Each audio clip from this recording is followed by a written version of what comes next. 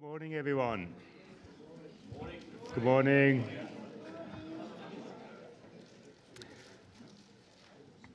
I'm Roland Bleicher. I'm the director of the Rotary Peace Center, and it is my privilege and my pleasure to welcome you today to our annual Rotary Peace Seminar. Before we start, some important housekeeping issues. In case of an emergency, the fire exit is obviously here where you came in, but there's also an exit at the top, just past the IT section there. Bathrooms are at the top too. If you can get out this way, or you can get around on the outside. And maybe last thing, if you could put your phones on silent, that would be appreciated.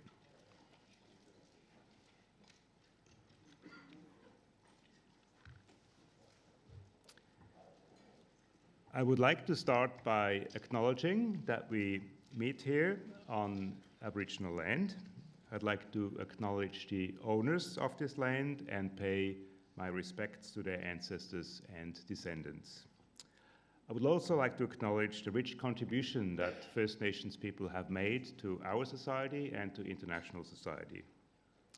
In fact, appreciating this contribution, as well as working with and engaging with First Nations people, is a very essential part of the Rotary Peace Program here, and you will hear more about that during the day. Now, as my first task, I have the pleasure of introducing our head of school, Professor Kate Lee Koo.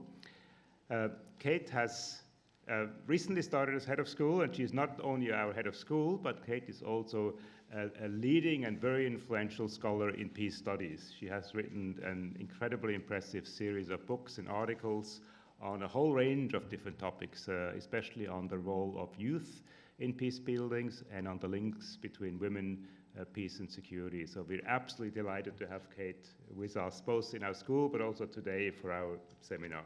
Thank you so much, Kate.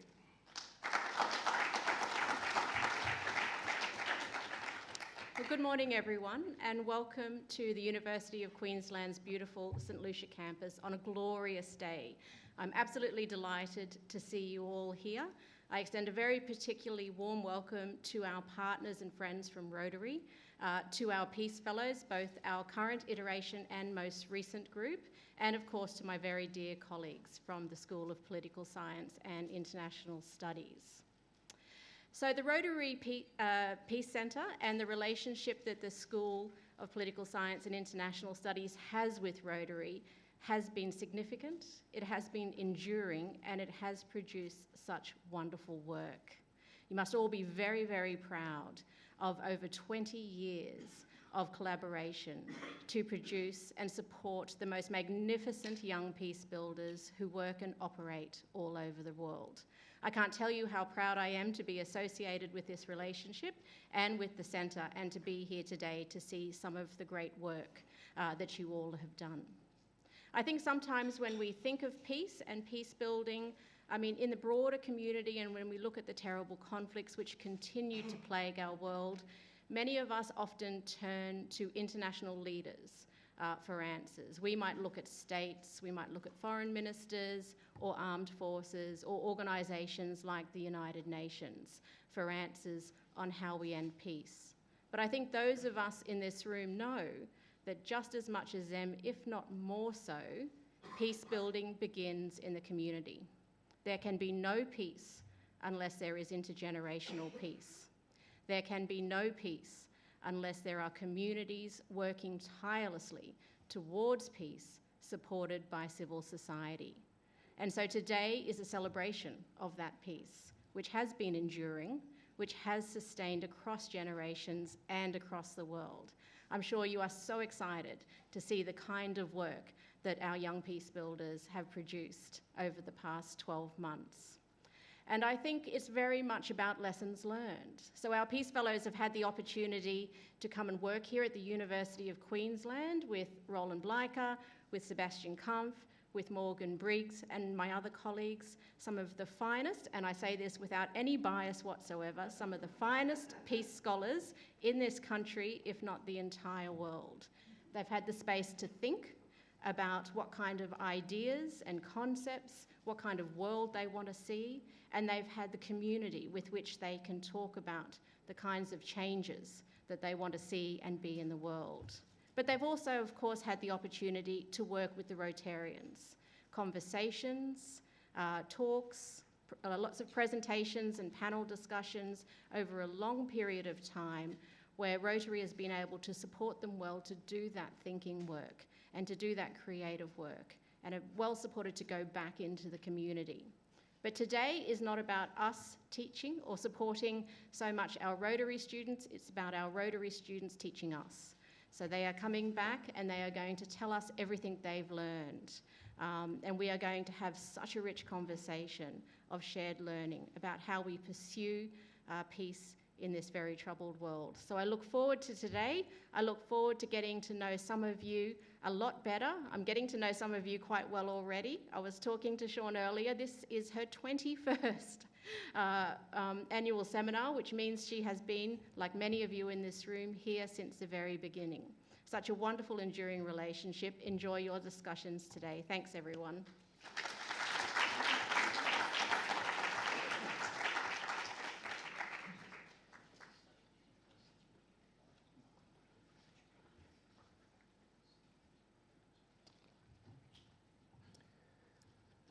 Now, our annual seminar is the main event of the year, as you know, and there's lots of activities going on, but the core of the annual seminar is our Peace Fellows, and in this year, Class 21, presenting their applied field experience, the internship that they do over the summer months that took them to all parts of the world and had them engaged in a very, very wide range of peace activities, absolutely fascinating experiences. Our new fellows, fellows from Class 22, are here to help along, to volunteer, so you get to meet both of these classes. Now, the annual seminar is driven by the fellows. It's spearheaded by an organizational committee comprised of two Peace Fellows, Urea and Cassandra. They're over there.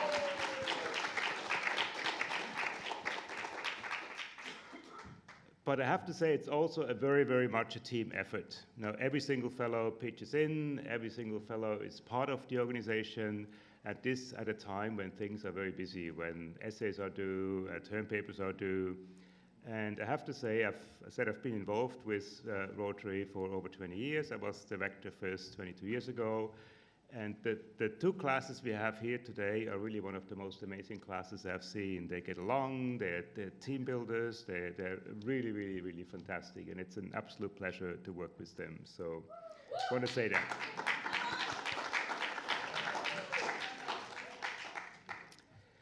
Now, the theme of this year's seminar is the power of community, participating in peace. You will hear a little bit more about the theme from the two class representatives of Class 21, from Paru and Kololcha. They're also over there. So, but let me say very briefly that they have taken on a very, very important topic, a very timely topic. Peace scholars and practitioners increasingly recognize that top-down approaches implemented by states and imposed by states often don't really work in solving peace, because they are well intended, but they use preconceived kind of universal notions of peace, and often they don't exactly work that well in local communities. And that's why a lot of scholars, a lot of practitioners realize that the only way to really create lasting peace is to have very serious, substantive involvement from the communities in which peace and conflict are negotiated. There's a lot of literature on that, and what it's usually called local peace. That's the fellows today will talk about. So they're really taking on an absolutely cutting-edge topic. We had an amazing keynote speaker lined up today, Auntie Flo Watson. You see her in the program. Unfortunately, yesterday we found out that she is not well and she had to cancel her appearance today. So we are very sorry that we were looking forward to it. And our class yesterday, and that's one of the many amazing things they do, in a very, very short time, they've come up with an alternative way of running this session where Auntie Flo Watson meant to be here. So they will do a film about peace building in Colombia, followed by discussion. And again, thank you for an absolutely amazing job, particularly to Natalia, who has been spearheading this idea. So thank you, Natalia. So I'm going to be very short because today is all about you hearing from the fellows. So I really want to just finish by thanking a number of people who have played an important role in getting us together today. First and foremost, our center manager, Diana McCluskey, who many of you have known for many years and who's been absolutely amazing in running, I don't even know how many annual seminars, and she is our institutional memory, and without her, things would not happen. So big thanks, Diana.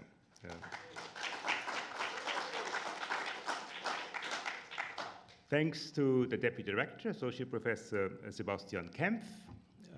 One of SEB's portfolios is to look after the applied field experience. So a lot of what you hear today is something that SEB has been very, very closely involved and has worked with the fellows in terms of finding placements, organizing the budget, and a range of other things. So thanks, SEB, for that.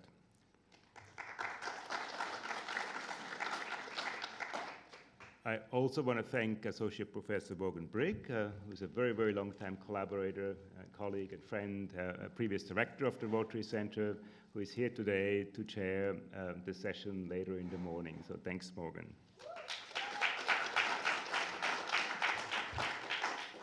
And a big thanks to Ian at the very back for IT support.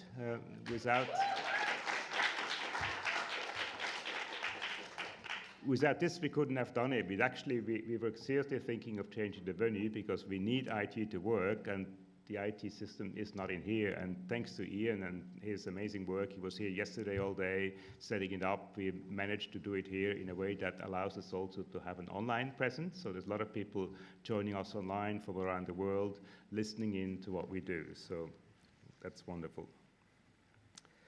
Now, I'd like to stress in particular how grateful we are to the Rotary community that the support you have given us over so many years. And that is not just financial support, but it's support in terms of community, in terms of looking after our fellows, in terms of being here, in terms of your contribution to peace at all these various levels. I'd like to mention all of you, but otherwise we would spend the whole morning doing that. So I'm just going to mention a couple of people who have been particularly prominent. John Lawrence, past Rotary International Director and a very, very long-time supporter of the Center, a member of the Advisory Board. Then Paul Roger, District Governor. Sue Mulroney, District Governor-elect. Bruce George, District Governor-elect. Then Daryl Isepi, District Governor-elect. Past District Governor. Sorry, I'm still struggling with the Rotary abbreviations. In fact, I'm a very big person in terms of avoiding abbreviation. I insist on not calling the applied field experience the AFE because, anyway, John Lane, past District Governor, thank you. Alan Stevens, past District Governor. Craig Bowen, past District Governor. Then Ian Hope, District Governor nominee designated. Then to Mark Anderson, a major gift officer from the Rotary Foundation. And also big thanks to Mark for all the work we've done together last year for the major donor event here. I know there was a huge amount of work and an event that worked really well. So Anka Tim, who is up here from the Rotary Foundation as well, up from Sydney. Then I'd like to thank a delegation who has come up from the ACT. We have our fellows for many years have gone to Canberra on a kind of a, I'm not sure what we term it, a fact-finding mission, a networking mission, and that's always been a very, very successful thing. So they have been coming up to reignite that because during COVID that was not possible. So I want to thank Christy Keane.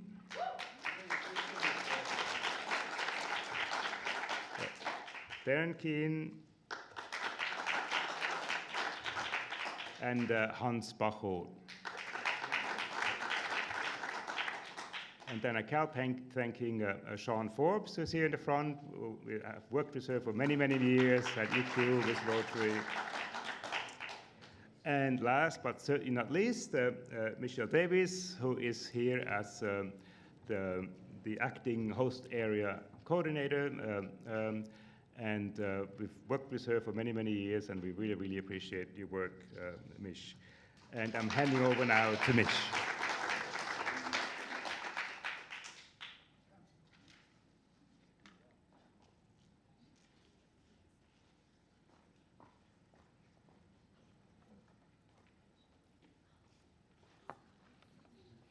Thank you, Roland. That takes a minute off what I had to say, which is wonderful because now I'll be within my 5 minutes. Thanks, Topanga. But I would like to thank all the official Rotarians, but not only that, I would like to acknowledge everyone who has taken the time to be here today because it will be an outstanding event. And I came along 15 years ago because I had nothing to do one Saturday. And it was life-changing for me, and I have never missed one since then, except when they changed it from an April till a March, and we happened to be overseas. So it's really a wonderful experience, and congratulations for being here today. I'm sure you will all enjoy it. The more I'm involved with the Peace Fellows, the more I come to appreciate their skill and dedication. They've travelled from countries, and some have the added challenges of not having English as their first language. And then, of course, written assignments adds another level of complexity.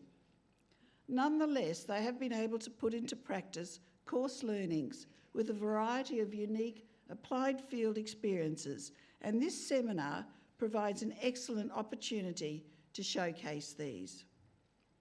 They also have the opportunity to explore and enjoy the beauty and excitement of this place we call home, Brisbane. Our wonderful beaches, the hinterlands, and so much more. And they come to realise that not everything bites, stings, is poisonous or dangerous. Well, almost. But this wouldn't happen without fellow Rotarians, counsellors, and friends of Rotary who support them on their journey. Rotary International's investment in the Peace Fellow program is extensive and long-term, and we can see the wide-ranging benefits these fellows are making, and we will continue to reap these rewards for decades to come. Over the years, the fellows have demonstrated to us that peace comes in many different forms, and as a counsellor, I stand in awe of what has been achieved. I'd like to give you an example of the alumni from cohort 19 and 20 and what they are achieving in such a short time since they graduated from the middle of 2022 to 23. Krista, and I think some of them might even be online today, Krista manages a team of attorneys for an NGO. Now, sorry, I shouldn't mention those words, but that's a non-government organisation. You'll hear it a few times. The Northern Nevada Legal Aid, providing free legal assistance in civil law matters, including immigration and child welfare. And a recent big success was opening a civil law self-help centre at the Reno Justice Court, helping thousands of people. Titus is a protection assistant for the UN Refugee Agency in Nairobi, Kenya. When Carlos returned, the first thing he did was join a Rotary club. Well done, Carlos. I hope more of you, when you graduate, become Rotarians. He founded an NGO that focuses on promoting Indigenous self-determination and socio-environmental relationships. He also volunteers with several other NGOs, and in his spare time is a goldsmith creating his own jewellery brand inspired by his Indigenous heritage. Nick established the charity Wheelchairs for Kids.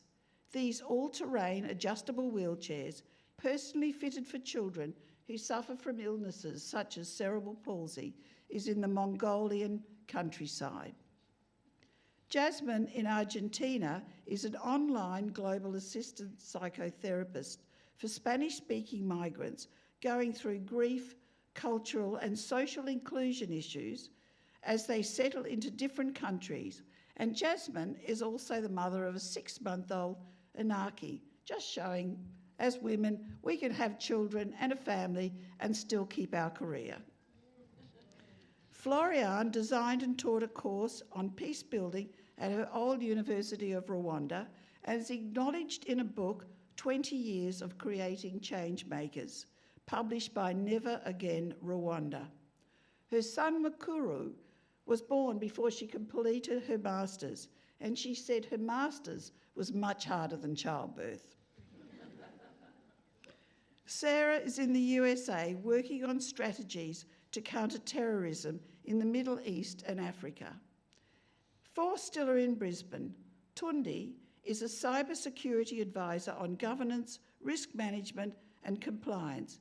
However, he also continues to lead his Nigerian-based NGO, working with his team in different communities to promote positive peace.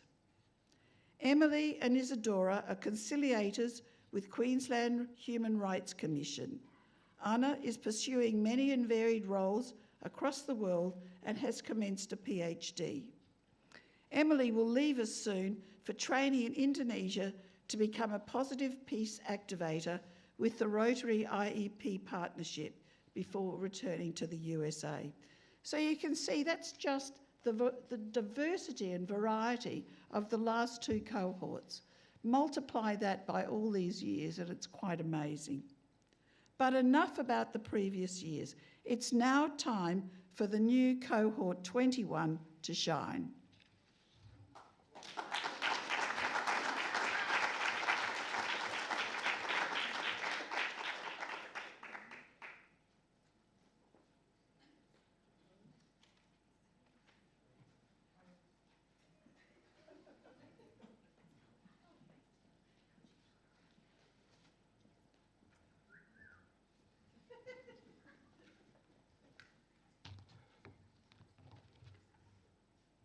Oh, that's 2 of us there. Good morning, Rotarians. And our UQ Peace Center Management, Roland, Seb, Morgan, and Diana. Distinguished guests, ladies and gentlemen, and not forgetting our colleague, Peace Fellows Cohort 22, thank you for your support. I'm here to welcome you to, on behalf of Cohort 21, to welcome you to our annual seminar. We were actually 10 in number when we came last year, February. Unfortunately, one has to withdraw due to circumstances beyond control. So there's only 9 of us here. I will not call out their names. They will introduce themselves when they do their presentations. But we come from different nationalities, from America, Canada, Argentina, Colombia, Italy, and myself from Papua New Guinea. Though we have different and diverse backgrounds and experiences and maybe stories to tell, but one thing is common that we have in common now is that we are Peace Fellows and we are part of the wider Rotary family. So I take this opportunity to thank the Rotarians for your contributions for this fellowship, which made it possible for us to be here to study the program, Master of Peace and Conflict Studies. Further, I convey my deepest gratitude to Peace Center Management for selecting us. We are the lucky, the chosen ones, the 10 of us, 10 of us, but 1 left and there's 9 here now.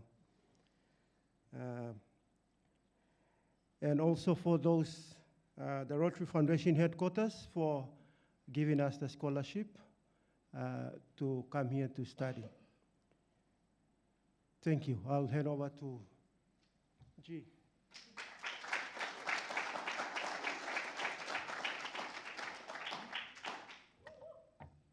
Continuing, we would also like to say a big thank you to Dr. Roland Bleicher, who has made this process for Class 21 as smooth as possible. So we'd like everyone to give him a round of applause. And again, the work of Cassandra and Udaya from Class 21, who've taken this huge behemoth of a task to plan this day for everyone here today. So again.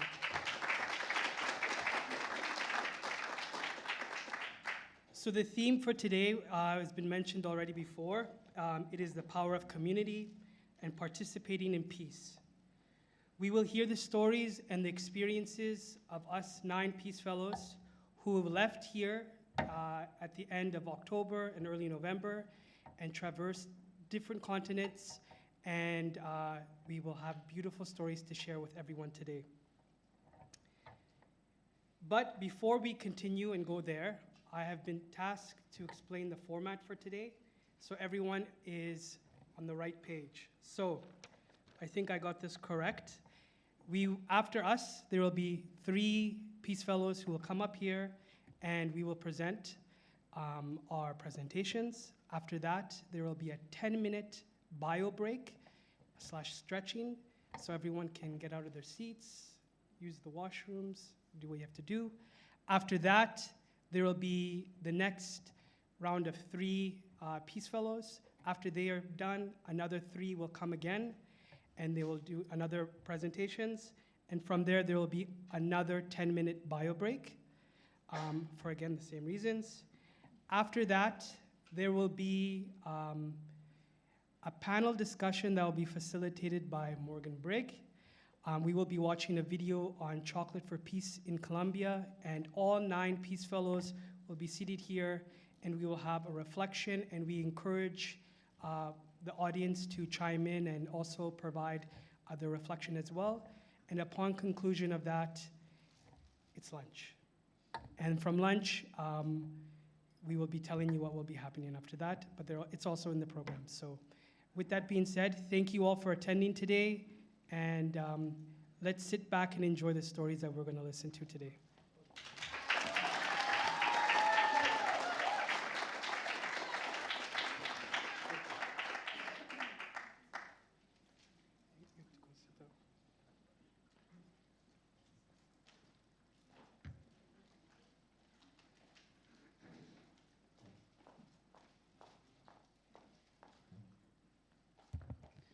Good morning. First up is G. G is the fellow that everyone wanted to be friends with. And as we all were trying for his attention, he stayed very cool. But eventually, his heart melted, and he became friends with all of us. We forced him to do that. So a big round of applause for G.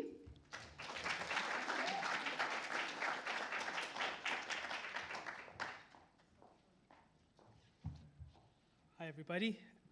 So I'm going to do my presentation on mixed migration in the Horn of Africa. So I was born in Nairobi to political refugees from Ethiopia, and for the first 6 years of my life, I actually was stateless. And we were able to get resettled to Winnipeg, Manitoba, Canada, which is in the heart of the continent, and it is the largest urban indigenous population in Canada. I was part of the first wave of East African families into the city, and we were kind of segregated into lower income housing and neighborhoods that were rife with poverty, gangs, and violence. I have, some photos there. Throughout my adolescence and my early 20s, Winnipeg was known in Canada as the murder capital of Canada. And also in 2015, there's a famous magazine called Maclean's, and distinguished Winnipeg as being the most racist city in Canada.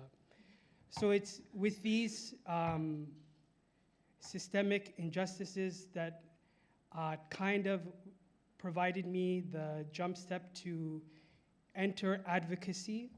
But I would like to say I'm very lucky to be where I am here now. A lot of my colleagues and young friends weren't as lucky. So after completing my first degree, I was fortunate enough to meet previous Peace Fellows, Noel DePape from Class 2 at University of Queensland as well, and Abdikar Ahmed from Class 9. And I was a student in their class. They hired me after I graduated, and I worked in an NGO with resettled refugees from East Africa, Middle East, and South America. And it was there where I started to really understand and learn about all these things that were happening. And it was there that these two mentors of mine pushed me to come to UQ and pursue this opportunity as a Peace Fellow. So I was fortunate enough to have this interest of migration, and I decided to do my AFE with the Mixed Migration Center. It is basically the research hub of the Danish Refugee Council, and they have a couple of goals that they strive to achieve. The first is to have a positive impact on global and regional migration policies. The second is to contribute to the protection responses for people on the move. And finally, third was to stimulate forward thinking in the sector by responding to the different mixed migration needs that existed. So my job was basically, I was a visiting researcher. And there, you can see there's photos of me with the team and a list of all the things I had to do on the whiteboard. But basically what I was tasked with was I had to decipher qualitative interviews of refugees, refugee claimants, or asylum seekers, or internally displaced people, and provide these quite succinct internal fact sheets that were provided to different stakeholders like the IOM and UNHCR, basically to better prepare these organizations to understand the different protection risks that these migrants were facing, as well as different particular segments. So for example, unaccompanied children, and as well as the LGBTQ plus migrants. I was also very fortunate enough to start a research that we were going to do in terms of the complexities that LGBTQ plus migrants face in the Horn of Africa when it comes to protection risks. And we were able to hold several consultations with different stakeholder groups in Nairobi, Kenya, where we were able to understand what were the dynamics and what were the services that were being offered and how we can best partner together and do this research, but also do it in a way that was respectful and understood exactly what we needed to achieve. In addition, I was able to go to the field. I was able to visit the Dadaab refugee camp, which is, you can see on the map, eerily close to Somalia, which has been a destabilized nation state for the last 20 years. There I was able to see firsthand the experiences of refugees from across Africa that come to Kenya to seek a resettlement. And it was something quite unique actually, because I was fortunate to meet Abdikar Ahmed again, who actually opened a primary school in Dadaab. So Humankind International offers free primary school education to Somali refugees in the region. So I do promise I have another t-shirt, so it's not the same one. But my takeaways from this experience was it was enriching to work on the beginning side of many people's migration journeys. As in Canada, I was working on the end stage where a lot of people are coming and are resettled and acclimatizing to the new environments that they're in, but to see on the different scale those that are just beginning was quite unique. But I do leave myself thinking, for a region so small in terms of population, it continues to provide disproportionately one of the largest amounts of migrants in the world, and what can be done to stem this. So maybe this is a question I will be doing and pursuing once I do complete the program. But thank you. That is my presentation. If there's any questions, I could gladly answer them.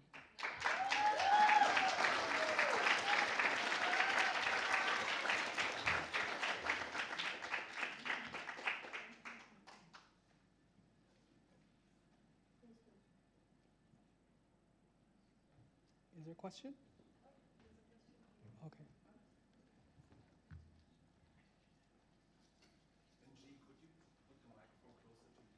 Sure.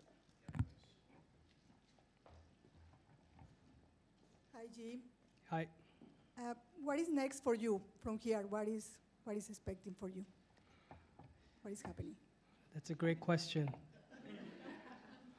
I wish I could tell you, but I think like all of us in class 21, we just have to finish our final assessments. And then we'll see, yes, maybe go back to Winnipeg. Well, I am going to go back to Winnipeg for sure. But I'm not sure exactly to what sector I would like to work in particular, but I think it will be in migration still, and continue to affect change and in a positive manner.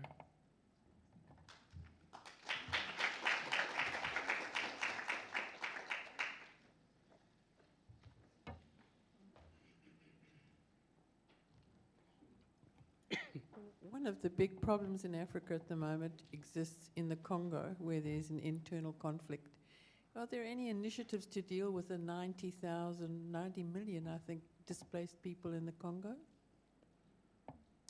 Yeah, if I knew the answer, I think I'd be somewhere else helping that. But I think the conflicts in sub-Saharan Africa, in particular to Congo or Ethiopia, or even Sudan right now, are so complex and have roots in colonialism, have roots in imperialism, and I think it's important that solutions are not going to be very easy and will take time, but it's being consistent over time will be hopefully lead to some change in the region. So I think there's a lot of destabilization there, and we really need some stability in some sense. Do you think poverty is one of the major causes in Africa?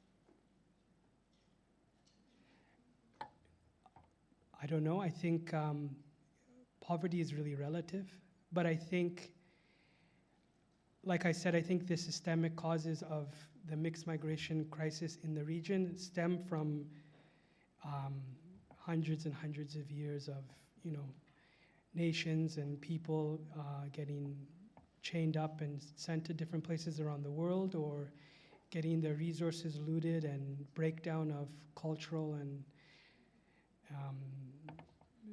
societal values. So I think there's a lot of different dynamics at play. Thank you. Yeah.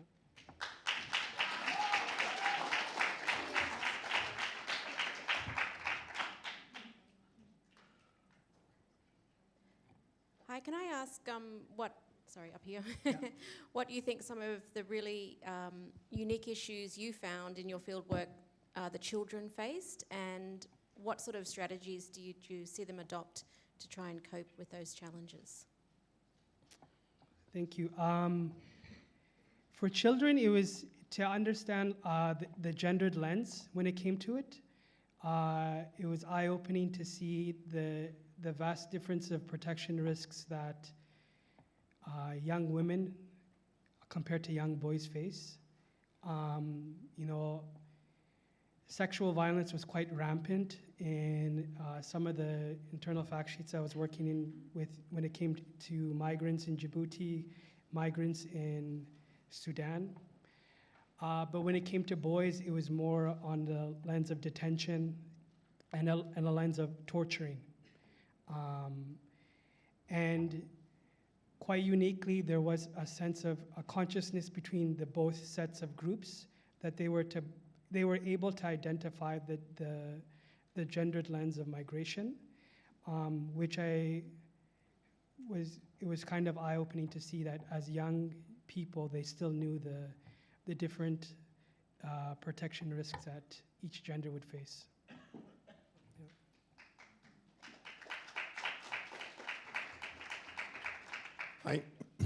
Winnipeg has one of the highest proportions of First Nations people in its population.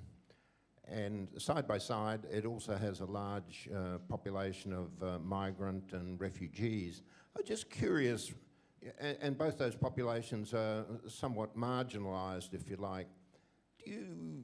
From your experience, do you see any cooperation between and collaboration between those two marginalised groups, or are they distinctly separate and keep separate? Yeah, great question. So when I was growing up, the groups did not like each other. From my personal experience, if I saw an Indigenous person, it was, my reaction would be very violent. And now, in the previous roles that I had prior to coming here, I worked in an NGO with resettled refugees, and most recently with the city of Winnipeg. And we worked on a lot of reconciliation between the two groups because the divisions between them are quite deep. But there's a lot of programs and initiatives in the city of Winnipeg and by different NGOs and community organizations and communities themselves that are working very hard to repair a lot of the stigma and the stereotyping that exists between the two separate groups. Yeah, thank you.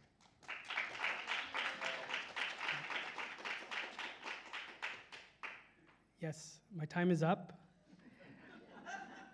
Thank you for the questions. I have the nice task of introducing Nancy.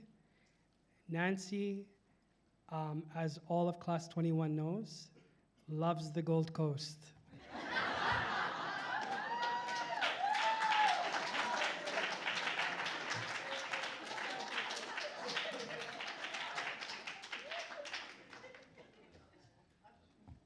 Oh, Golocha. First, I want to say a big thanks to G and Peru for being our class rep. I want to take time to give them her flowers, so can we please give a big round of applause for G and Peru? Okay. Good morning, everyone. Thank you so much for being here. My name is Nancy Nguyen, and I'm really excited to share my work with you on prisoners in Italy and refugees in Greece. When I was planning my fieldwork, I was most interested in these populations because they experience massive human rights violations on almost every level. As a Vietnamese American, I have direct experience in proximity to these communities. Vietnam is sadly known for suppressing dissent. This is what led my grandpa to spend over 10 years as a prisoner of war in Vietnam. And the stories he shared with me while he was in prison have really stuck with me. And the American war in Vietnam caused my family to flee to the country that forced him to flee in the first place. Now the US continues to deny asylum seekers entry to the US, locking children in cages, refusing medical care, and you can see from the table on the right that the US is the undisputed leader in mass incarceration, much to our shame. And if you were to disaggregate the data of Asian Americans that are incarcerated in California, Vietnamese people make up the largest percentage, many of which are foreign-born, and many of those people that make up this percentage include my family, including my dad. So, as you can imagine, my upbringing led me to become really interested in this nexus between migrants and prisoners. The term for this is called crimigration, which is when immigration law and immigration law merge two control groups that are marginalized by ethnicity, class, or citizenship status, most frequently all three at once. There's over 200 prisons and jails in the US that are specifically dedicated to detaining migrants. The US detains, on average, 30,000 migrants every day, which is more than all of the undergraduate students at UQ right now. And about 65% that are held in detention have no criminal record. These facilities are ran by private corporations that profit off of imprisoning Black, brown, indigenous migrants. 90% of refugees in the US are held in these private detention centers. And sadly, this isn't a US issue. It's estimated there's 2,000 detention centers around the world. So my work has been rooted in this fundamental belief that migration isn't a criminal issue, it's a social issue that could be resolved by using community-based solutions. And I have a long-standing commitment to this. I have conducted emergency aid response for Congolese refugees in a Ugandan settlement. I have done immigration casework for green card holders. I've lectured stateless youth at a university in Thailand. And I successfully lobbied elected officials to put voting equipment in California jails. This is Misha Kim. I sought out the fellowship because I was really hoping to expand my toolkit for serving this community and better understand how these issues arise in different contexts. This is what led me to do the first half of my AFE in Italy. The European Court of Human Rights has found that Italy continuously subjects prisoners to inhumane treatment, including overcrowding and extreme cases of violence. Right now, prisoners in Italy are at a 119% capacity, and they're failing to adhere to the rule that each inmate needs at least 3 square meters of living space, which is not a lot, and 30% of these prisoners are foreigners. Additionally, the age of criminality is 14 years old, meaning if you're a child at the wrong place, at the wrong time, you could be sent to juvie and then funneled into the prison system. In Italy, I worked at Antigone. Shout out to Isa because she connected me to Antigone. It's an organization that conducts prison monitoring, research, policy, and legal assistance. I predominantly worked on expanding their alternatives to solitary confinement. So in Italy, Article 4 of the Prison Administration Act allows complete isolation of prisoners. This means that a prisoner cannot use their phones, they cannot spend time outdoors, they are not allowed to eat with other prisoners, and as you can imagine, this has extreme physical and social impacts. And in fact, this extreme form of punishment breaches the European Convention of Human Rights. So I supported Antigone to expand their project beyond Europe and into Asia. I also conducted legislative advocacy for women convicted of a crime that are pregnant or have children under 3 years old. So now they have alternatives to immediate incarceration, including a delayed sentence or probation. But during my time in Italy, I was really missing my desire to work on the ground and with refugees, which is what led me to Greece for the other part of my AFE. Because of where Greece is situated, Greek islands serve as a door for refugees hoping to arrive to the EU. Since many arrive on buoys, the islands are littered with life jackets. The top photo is taken in Lesbos, the island that I worked on. And the local community has refurbished these life jackets into little coin purses. And I'll pass these around at the end so you can take a look at them. The Greek government continues to violate international law. They've been called out for confiscating possessions, beatings, handcuffings, strip searches, and even unlawful death. During my time, I worked for an organization called Sports and Yoga with Refugees because I was really interested in working with a very grassroots, hands-on organization. I supported their reports on the status of refugees and supported the organization's strategy campaigns. And then I also did some fitness and wellness classes for the refugee women. And this experience reminded me that people are more than their suffering. Despite having little freedom, they are still able to experience joy, gratitude, competitiveness, excitement.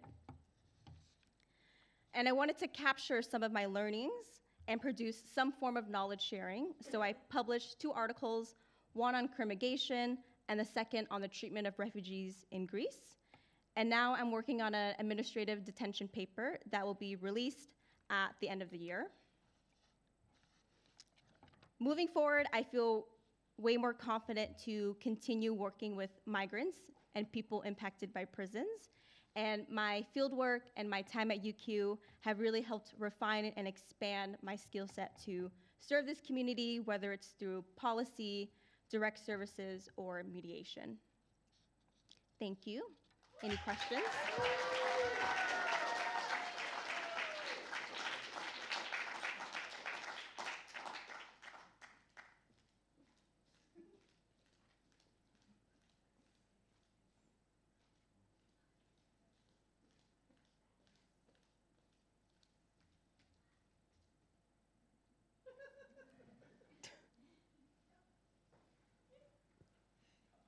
Long-time listener, first-time caller. I'd just like to ask, obviously there's a lot of work in the US, but do you feel more drawn to your Vietnamese background to conduct work there, or would you prefer to kind of follow the storm in the US? Good question. As of lately, I've been feeling more drawn to return to Vietnam because I would like a connection to the country that isn't secondhand from my parents. And I've done a lot of work in the US with Vietnamese migrants, but I haven't spent a lot of time working with Vietnamese people that have stayed in Vietnam post-war.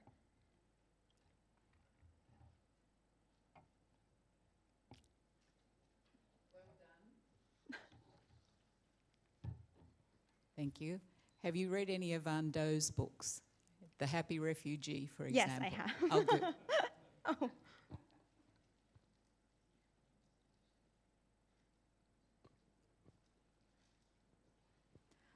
Hi.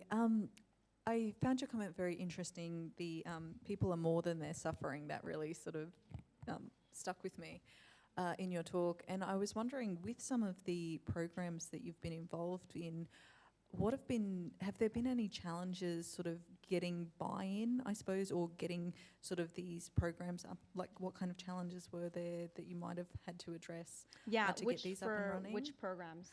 Well, I think I was looking at the sports and yogas with refugees sort of as, as absolutely. the example. Honestly, the issue with sports and yoga was there's too many people.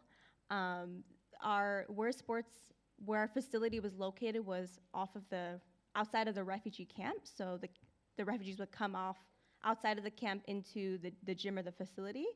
And I think it provided a space for them to get out of the camp. And oftentimes we had to limit people that came in because there was just this huge influx of people that were coming in. And what I really liked about my time there was I was dedicated to just serving the refugee women, so no men could come in at the time. And it was glorious. We would do our class, and then we would play music, and they would dance, every day without fail, rain or shine, they'd come. So definitely no issues with buy-in for that at all.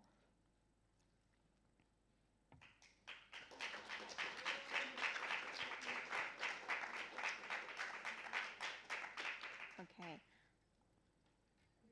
Do we have time? No. Are we done? Okay. I was just wondering, given that particularly the prison system is an area that you're interested in, have you found that there's a stigma around the rights of prisoners that get in the way of you, I guess, trying to explain the humanity of prisoners? 100%, yes. I think that people can view prisoners as being like social outcasts for many, many reasons. And there's a really beautiful quote by Bryan Stevenson, which is an advocate in the US. And he says that people are more than their worst moments.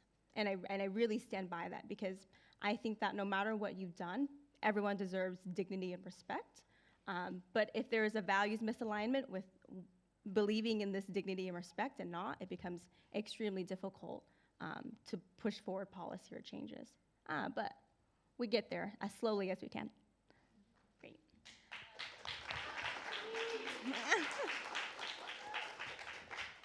Okay.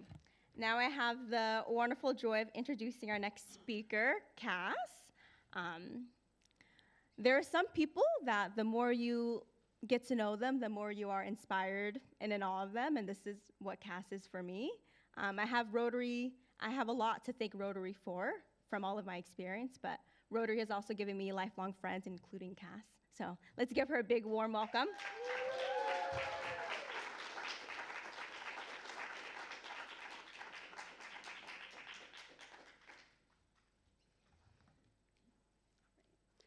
Good morning, everyone. My name is Cassandra Veronka. I'm from the United States, and I'm sponsored by the Bridgeton Lake Rotary Club of Maine. I am happy to be here with all of you today and to have the opportunity to tell you a bit more about myself and my applied field experience. I'll start by sharing a little bit about my professional background with you to help you understand why I pursued the applied field experience that I did. My career thus far has been tied to the US Congress, specifically the US House of Representatives, which is the bigger of the two bodies that make up the legislative branch of the United States government. My first job after graduating college was working with Congresswoman Jan Schakowsky of Evanston, Illinois, which may sound familiar to our Rotarians. In this role, I handled her foreign affairs portfolio. At the time I worked for the Congresswoman, the United States, Iran, and the P5+1, or the permanent 5 members of the UN Security Council, plus Germany, were in the final phases of negotiating and approving the Joint Comprehensive Plan of Action, which is also known in the US and Australia as the Iran deal.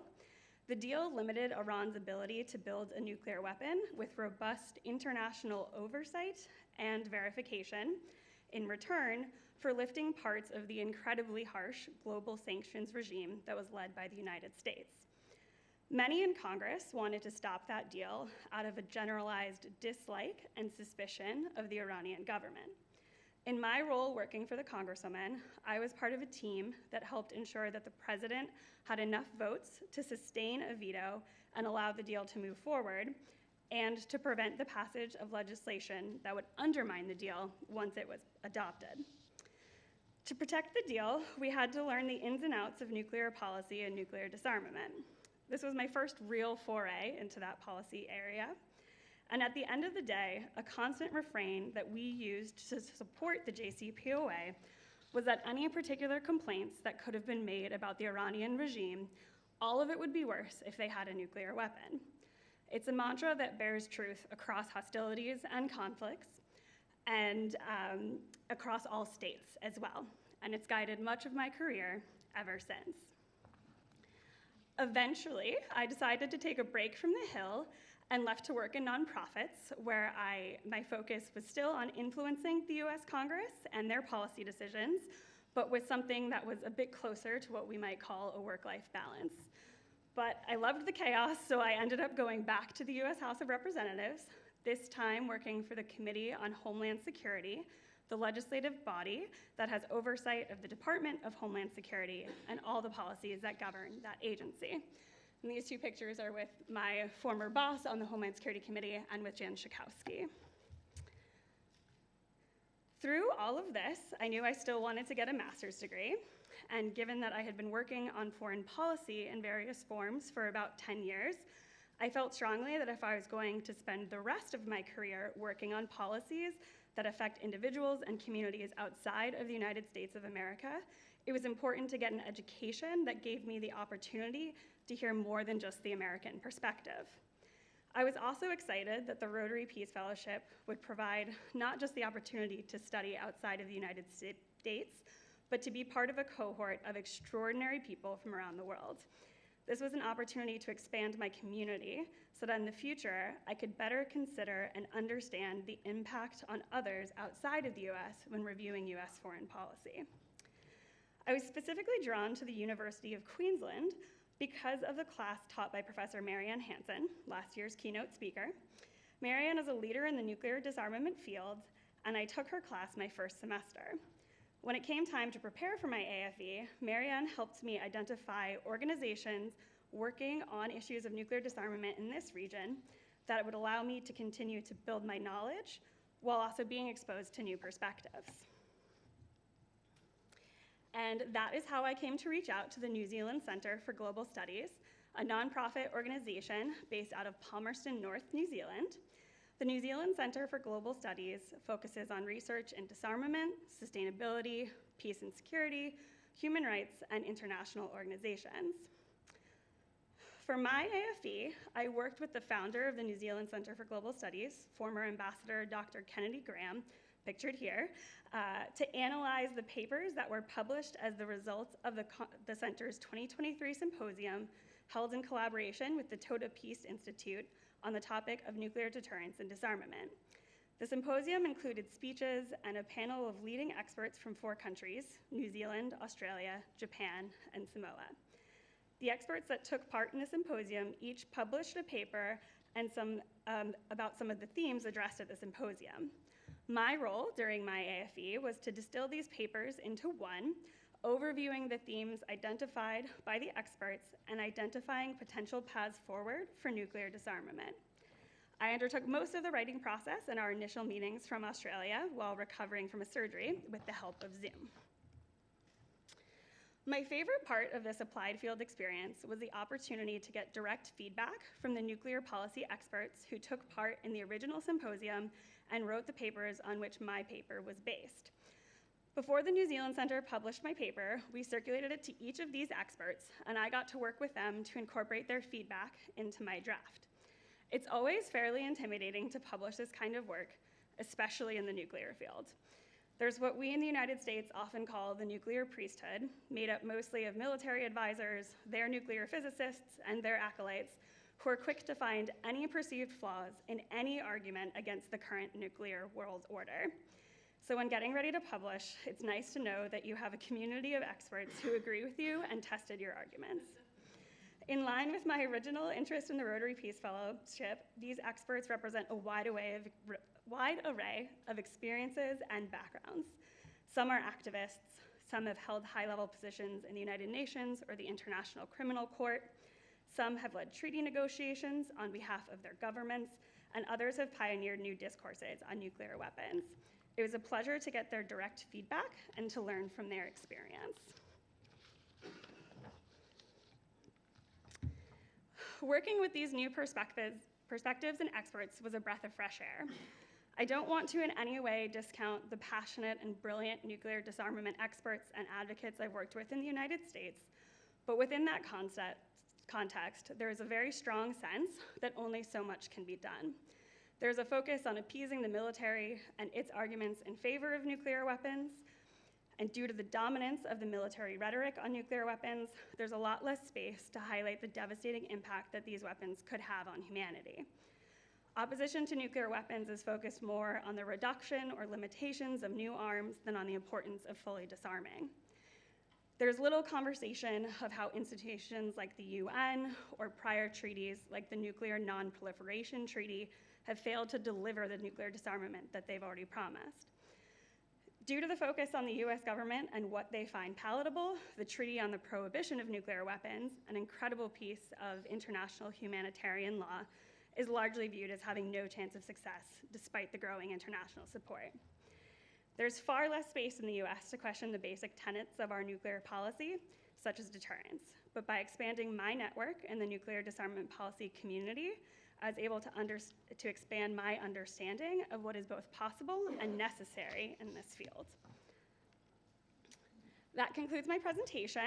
If you happen to be a nuclear policy nerd and want to read my paper, you can email me at my email address here or find it at the link that is listed there.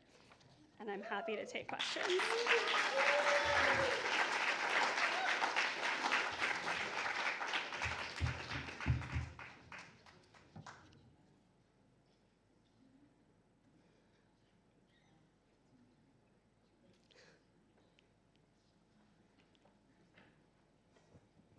Thanks for that. I was interested in your comment that you found all the people on that panel all agreed with you. I wonder whether you could draw better inspiration from those who don't. I have spent a lot of time around people who don't agree with me. You know, when you work with a particular organization, you tend to find folks who are more in the agreement. So in this case, it was a supportive review process, but I promise you I've been in plenty of rooms where it hasn't been.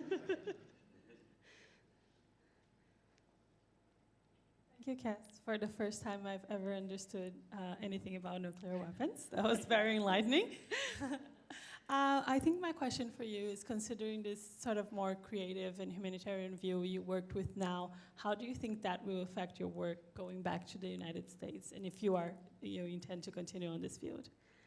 Yes, I do plan to go back to the United States. I'll probably continue working in this field. I think I feel just more confident in kind of presenting that view in the rooms that I'll be in back at home. Again, having had the time with these particular set of experts, I feel much more securely grounded in the international humanitarian law perspective. And as it goes with politics, it all matters who's in the room. And so I'm happy to be able to represent that view in the rooms that I am a part of moving forward.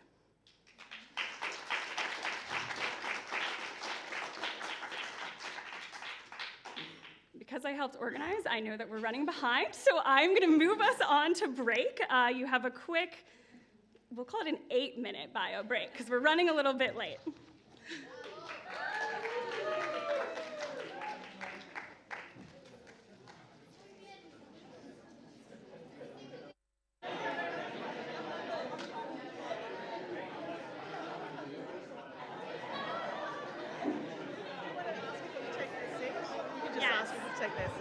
Can everyone please take your seats?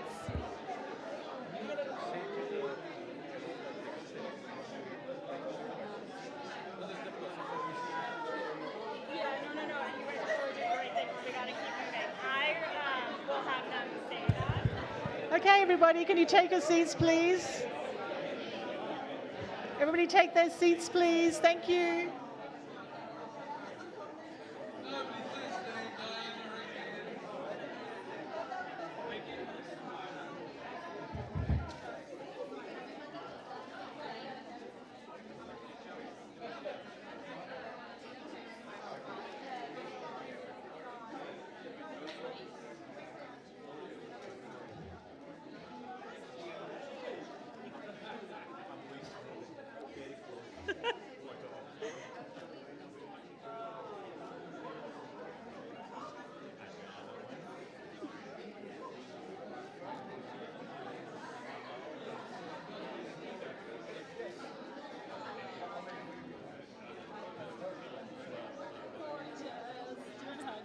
Yes.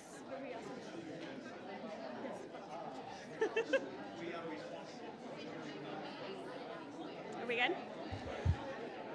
Excuse me, everyone. I'll get your attention. Hi. We need to get back on program. Okay.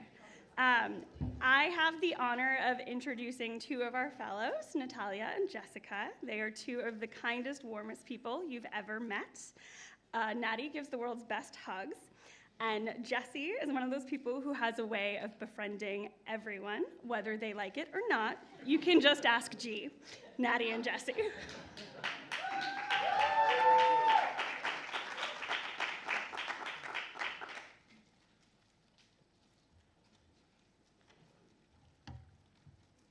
Hello, good morning, everyone. A special hola to my mom and my dad that are watching me from Mexico. So thank you very much for being here. My name is Jessica Yael Aguilar Rodriguez, and I am from Mexico. And I'm here with my friend Natalia Suarez Viatela. She's from Colombia. And you might be wondering why we are doing this presentation together, and obviously very well dressed up. We did our AFE in the Philippines together, and we were fortunate to have the same experience. And we did not want to miss the opportunity to share it with you the same as we did, is this together. And even though we had the same experience, we had different outcomes in our professional or personal life, and we're going to be sharing that with you. We're hoping that this journey and through this presentation is as wonderful as our experience was. It was very complicated, very different, and a very environment for us, but we enjoyed it very much. So thank you very much for your support, for your attention, and we're going to start. Okay, good morning, everyone. I'm going to start by providing you a quick context about the Philippines, which is this amazing country composed of 7,641 islands. And they speak 170 different dialects throughout the regions. And it is divided in 3 main island regions, which is Luzon in the north, that you can see in the map in orange, Visayas, which is in the middle, and Mindanao, which is in the south. And Philippines was a colony from Spain for over 300 years, from 1521 until 1941. Thank you. Until Spain came to war with the United States and was defeated. And as part of the peace treaty, they ceded the Philippines to the US, and that was until 1941, when Japanese occupied the Philippines, until 1946, when Philippines finally became self-governed. And this is the history of the Luzon and the Visayas region.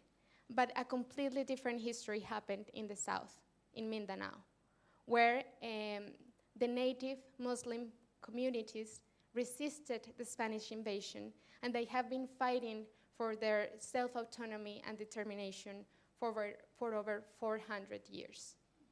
And in 2014, the government of the Philippines signed a peace agreement with the Muslim Liberation Front, which is one of the biggest guerrilla groups in the south, in Muslim Mindanao. So bearing with us, expecting that this is not too confusing, if you can see this green part, we're going to be establishing our conflict right there. So this is where we see it. And as Nati said, this conflict started over 400 years ago. And this started at the beginning because of the difference of religion.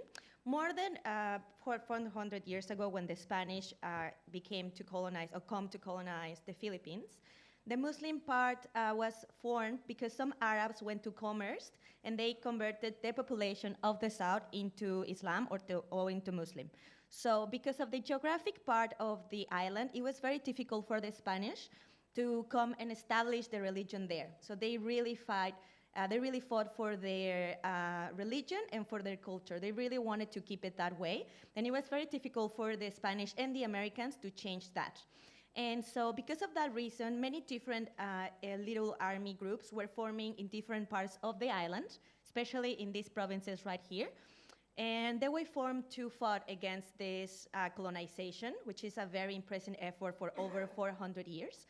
And at the end, in 2014, is where they become into these 5 provinces: Lanao, Basilan, Sulu, Tawi-Tawi, Maguindanao, and Cotabato. So we were located right there in Cotabato City, which is the main, it's not the biggest province, but it's like the main part when the old government it's been raising there.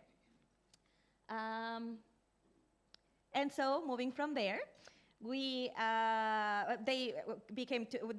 went to the peace agreement, and this is where the Ministry of Peace, Safety and Order comes to us. For us, yeah, sorry.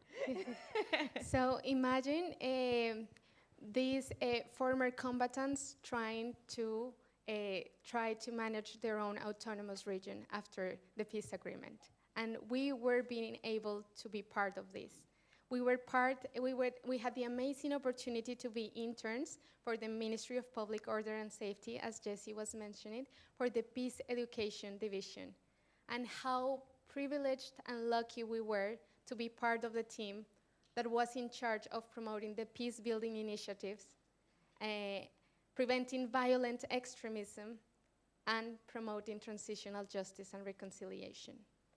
And the learning process was so amazing, particularly for me, because the government of the Philippines signed the peace agreement with the More Islamic Liberation Front 2 years before the government of Colombia signed a peace agreement with the FARC-EP group, which is the largest and oldest guerrilla group, not only in Colombia, but in the entire Western Hemisphere.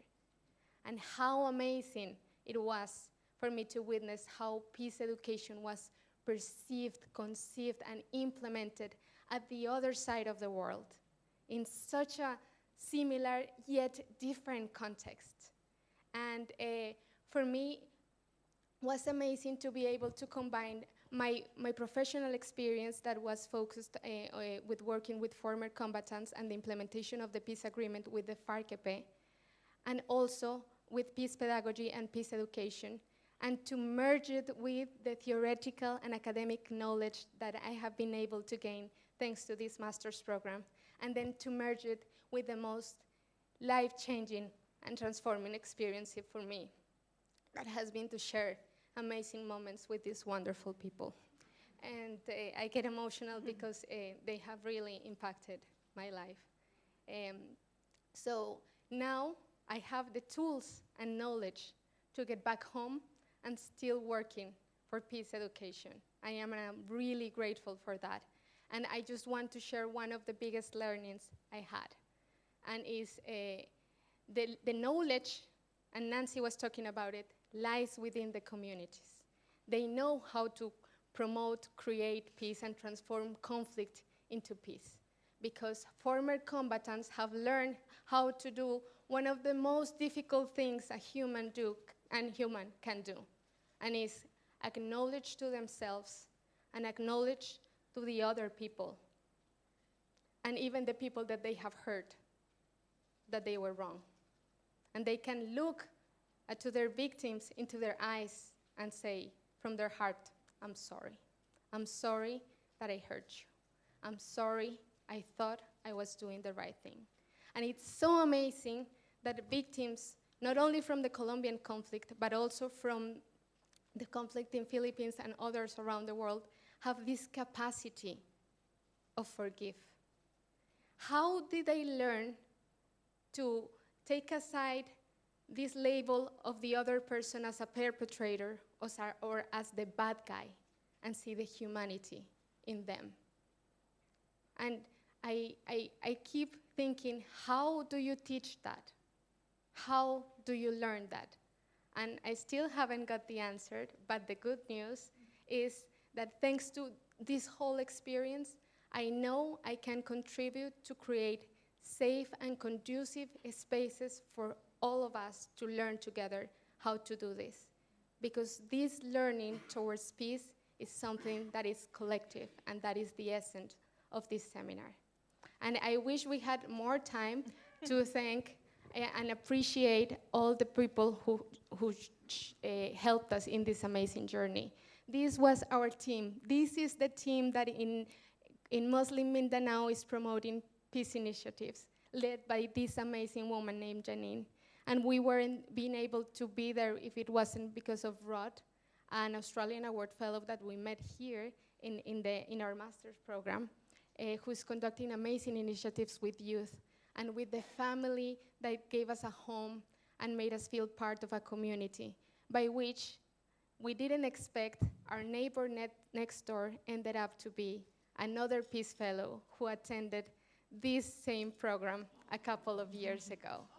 And as you will learn later, we connected with more peace fellows, and that's what this experience is about.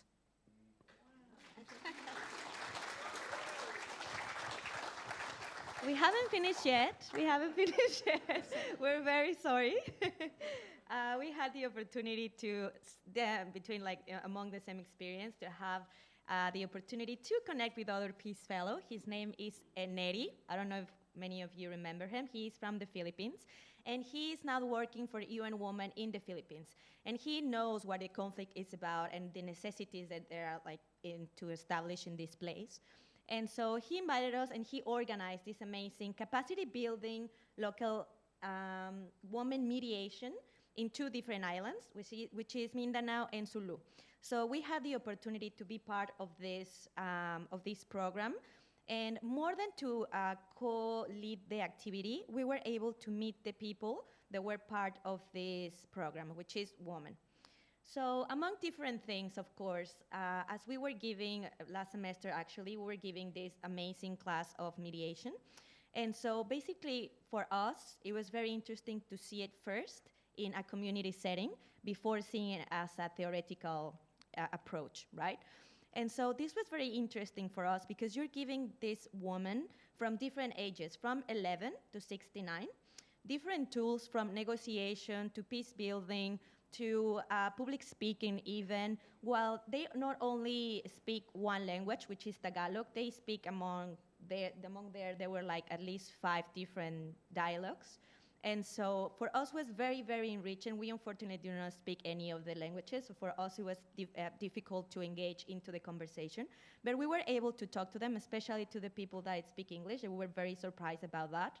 And for Nati and I, it was like an amazing experience because we have not met more interested and kind people in that community. We were lucky enough, we were giving this, the thing that we have, our Nati is gonna be angry at me because I never remember how it's called. Ate de Ruiza. No, but like the... The Tausuk, Tausuk attire. Yes. This is a Tausuk attire. But apart from that, they were given, our ministry were giving us this present for being thankful for our work. And we were really, really excited.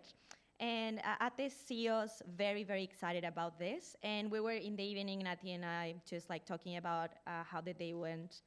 And they came here and they gave us these amazing outfits, and they asked us to bring him for you today, for you to see how beautiful their culture is. So for us, it means really, really a lot to be giving this and to be wearing it in honor for their work. And so, yeah, basically, the local empowerment for me is one of the most important parts of this experience. I want to say why. As I said, they obtain different tools and techniques and different approaches to have these local mediation settings, for them to be part of the conflict, right? For them to be able to engage into it. However, these people have very different stories that make us see the empowerment of these workshops that are not only about fixing a big conflict, they're fixing also, and they empower them in their personal lives. In the case of the photo behind, the photo on the right, the mom had 2 daughters. They were both 11 and 12. And she was really proud because she told them that she was not in 30 years before. She didn't know that she had even rights to attend a different thing that wasn't given by the Muslim madrasa in this case. So for her, it was very interesting that her kids at this point could attend this kind of tool setting for apprehending something to apport something in their lives. And the kid on the right as well, she was only 11 and could barely speak because I don't speak the language and her English wasn't as developed enough yet. But she was there only because her dad died in the conflict and she wanted to avoid other people from dying in the conflict. So she knew it was going to be really, really difficult to apply these tools in a real setting because of her culture, but she only wanted to feel empowered to know that if at a point given, she will be able to give something to the community on that. So I think I jumped on that. So yeah, basically this was his experience. Thank you very much. No, right? Right, yeah. We wanted to, again, we were embraced for this amazing community. This is Neri, the Peace Fellow that guides us, and he's an amazing, wonderful person. And then Aterrea and Babukoni, both fighters and mediators, women leaders mediators. They taught us everything that we had to know. They were very funny, very amazing, very positive, given their experiences. they receive us with love and care, and we just wanted to say hi to them. Hopefully they're watching us. Yes. And the people that receive us in our homes or group again, they give us a present for birthdays. And yeah, they even made some pictures of us. And maraming salamat po. Maraming salamat po. Thank you. That's it.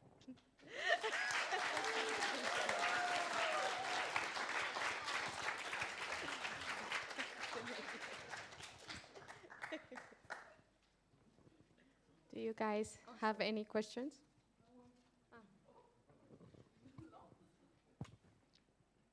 Sorry, we only got time for 2. Yeah. Right. Thank you for transporting me back to the Philippines. I've been to Mindanao. But I wanted to also reflect on how it's progressed in that time, because when I was there, it wasn't very good. But I noticed you've got these clothing, and for Philippines, it's very important what clothes you wear and what they symbolize. Can you tell us a little bit about why you were given each of your clothing? Thank you very much for the question. This is the first question actually Nati and I asked first to one of the people in the community. It's like, how do you feel about the peace agreement? What is the difference between the peace agreement times and before that? And they said, at least in Mindanao or in Cotabato City, it's been really, really helpful in terms of infrastructure and more order in the streets. When we were in that space, we had a curfew that we wouldn't be able to go out from 8 p.m. to 4 in the morning. In that period, the police or any institutions were in charge of your security. They couldn't promise you to be safe in that period. So it's still very, very dangerous, unfortunately. But at least, as for now, they are recognized in their religion, in their culture. As you said, they're very, very proud of their culture.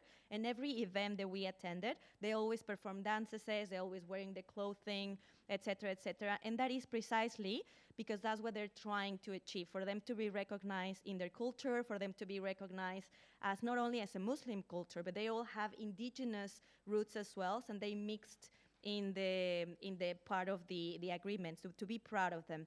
And in this case, they were to Malung? Tagsuk, sorry, Tausuk, exactly. This is also, they ask us to say that these are Tagsuk. And it's because of the way they're done.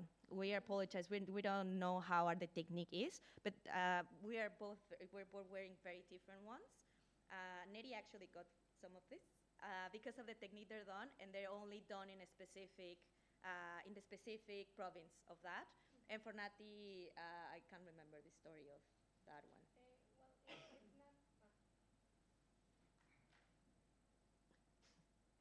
Hello?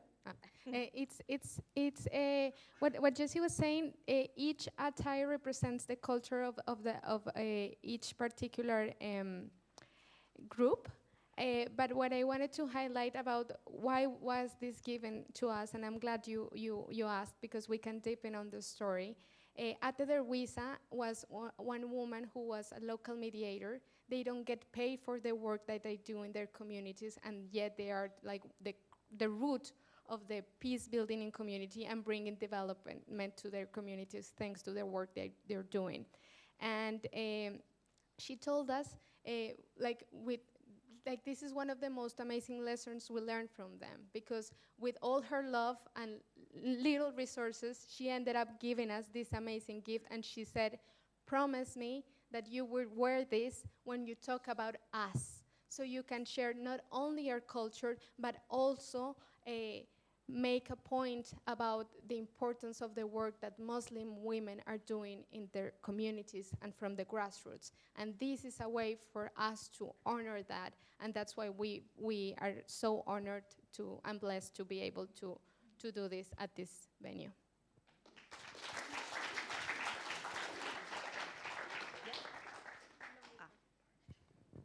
Thanks very much. That's an amazing presentation.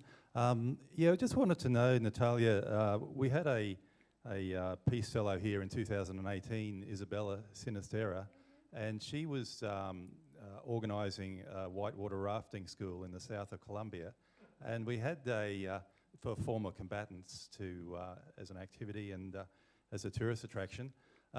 We also had the white water rafting team come out for the championships in Tully at the time with representatives from the United Nations. I was just wondering if you knew what was happening with that and what other activities are organised for to engage with former combatants from the FARC.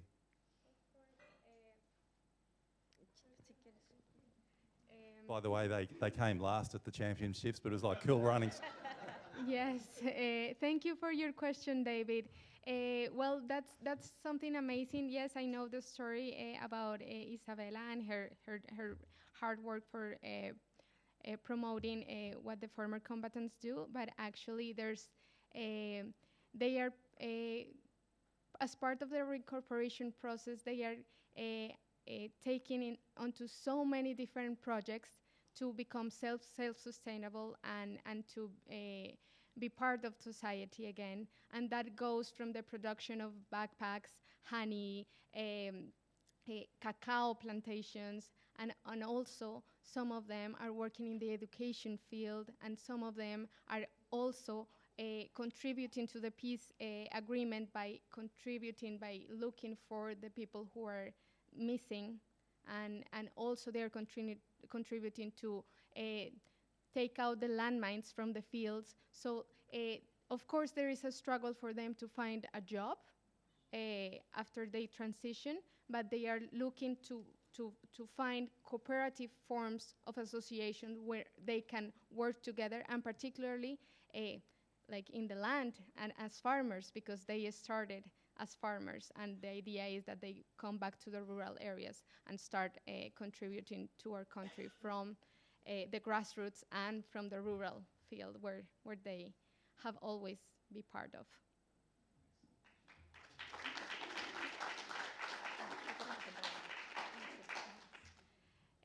Thank you very much. And now I have the pleasure to present our next speaker, who is an amazing yoga teacher and who is always thinking about creative ways of engaging people in peace initiatives, and always being very, very analytical of what's going on. And I admire her a lot for that. So please welcome Udaya.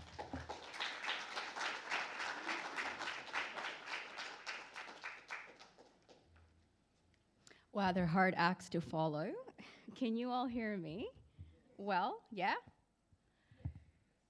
Thank you, Natty. I'm so grateful to be here with you today as a proud Tamil woman from Sri Lanka. I'm also a member of the Tamil diaspora from Canada. When I was 23 years old, that's more than a decade ago, feel free to ask me about my skincare routine later. But on a more serious note, I was diagnosed with post-traumatic stress disorder, or PTSD. PTSD is considered a mental health condition that is triggered by a traumatic event. PTSD symptoms include insomnia, depression, anger, disconnection, numbness, and thoughts of suicide. During my illness, I experienced all of these symptoms. In the midst of great physical and mental agony, I discovered the practice of yoga and meditation. In fact, yoga and meditation became the single most effective intervention in my journey to complete health, healing, inner peace, and of course, happiness. Now, over the next 10-year period, I spent extensive periods of time in India learning from indigenous yoga teachers, sadhus, yogis, and I gained a deep understanding of yoga. It is both a practice and a philosophy. It is an art and it's a science. And most importantly, it's an indigenous wellness practice that is rooted in 5,000 years of South Asian history, culture, heritage, wisdom, and knowledge. Yoga is an indigenous mind wellness practice that incorporates so many fields that you might all be interested in, such as anatomy, physiology, physics, philosophy, physical exercise, and nutrition. Unfortunately, yoga in the Western world, so Canada, the US, Australia, most parts of Europe, the indigenous practice has been distilled down to a sequence of physical exercises or tight yoga pants. It is devoid of any respect or understanding of its indigenous roots or wisdom. Disturbingly, the practice has become commodified, commercialized, and capitalized. And the other disturbing fact is that this trend, actually, let me share with you a fact. It is predicted that by 2025, which is next year, the global yoga industry will be worth $215 billion. And what I find really disturbing about this trend is that this unique healing practice has become so inaccessible to so many people that I think can truly benefit from it. So it was with these realizations that I decided to pursue the Rotary Fellowship, and specifically at UQ, because I know that the university here offers courses on Indigenous issues and politics. And I genuinely wanted to learn from Indigenous communities here in Australia about what they're doing in their own communities to preserve the integrity of their culture and their wisdom practices, while also opening that knowledge to other communities, to settlers, to people who are visitors like myself to Australia. Secondly, I wanted to conduct research on the effectiveness of yoga and meditation as an intervention for mental health conditions like PTSD and depression, and I really felt that the faculty here are progressive and open-minded enough to take on a creative project like that, and they were. And through my AFE, I wanted to not only test if it was possible to make yoga more accessible, but I wanted to test to what extent can we make it accessible to some of the most marginalized people, including refugees, asylum seekers, living in prolonged emergency contexts. So this is how I ended up in Lesbos, Greece. Lesbos is home to the Morovani refugee camp. You can see this in the picture that I took in the back, is the camp. The Morovani refugee camp is the largest refugee camp in Europe, and it is now today home to 5,000 refugees from Afghanistan, Syria, Palestine, Eritrea, Ethiopia, Sudan, Somalia, and Sierra Leone. Of all the global refugee migration routes, the Mediterranean Sea today remains one of the most dangerous and deadly. In fact, last year, 3,000 people drowned trying to cross the Mediterranean Sea to get to Europe to safety. The reasons I'm sharing these facts with you today is to give you some context as to the risks, the challenges, and traumas of the traumas that were endured by some of the most incredible people that I got to meet during my field experience.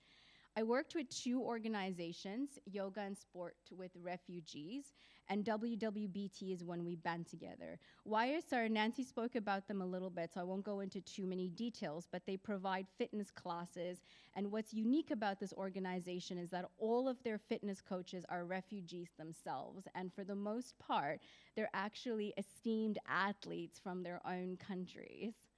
And if you have ever been in a refugee camp, you will know that they're not the easiest conditions to live in, and so it's pretty remarkable. WWBT is a Greek NGO that serves women and children, and they offer a variety of programs, including education, health, and legal services. So both of these organizations had a lot of interest in yoga, and in the past they've experimented with either giving one-off yoga programs or taking women on retreats, but neither of them have sustainable yoga programs for a long time. And it's not because of a lack of interest, but it's actually because of a lack of budget and in-house expertise and resources to provide something that is more consistent and sustainable for a longer period of time. And so this is where I became quite useful to them.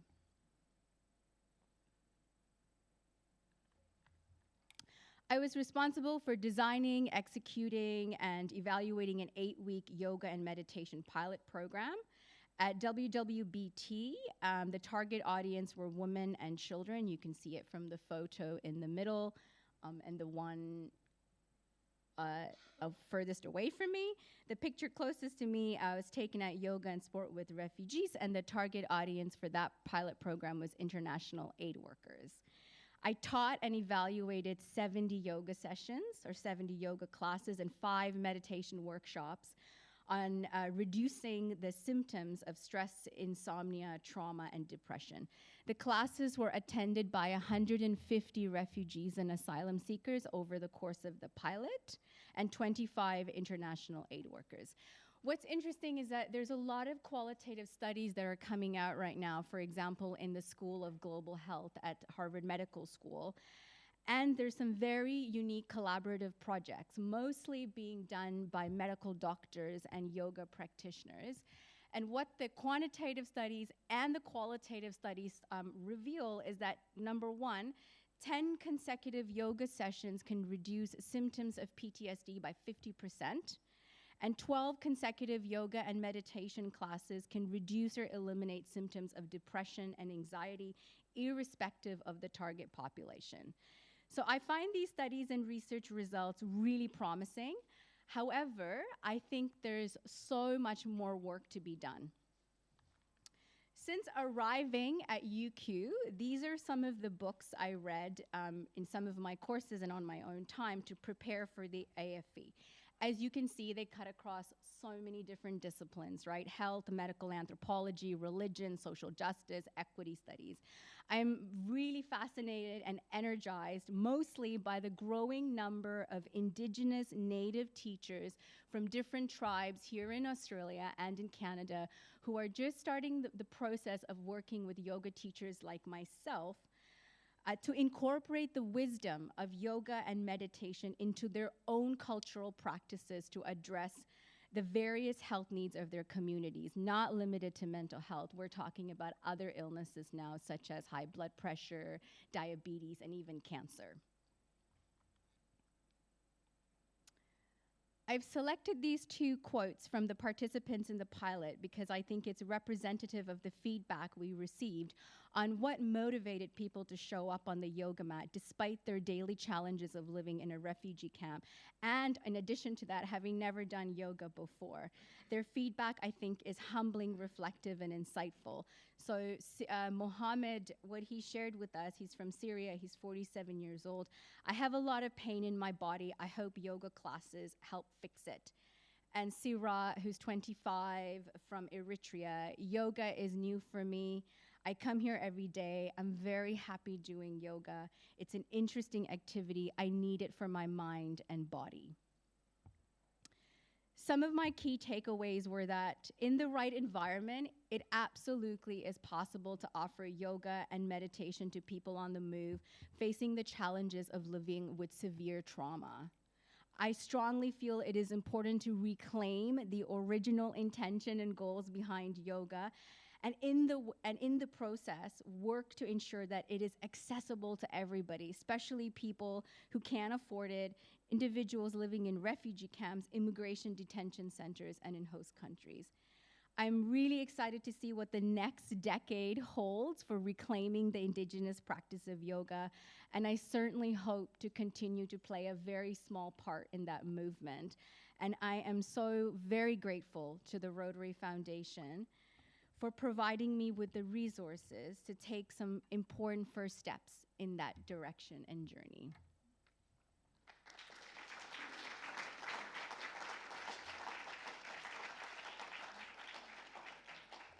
I will take 2 quick questions.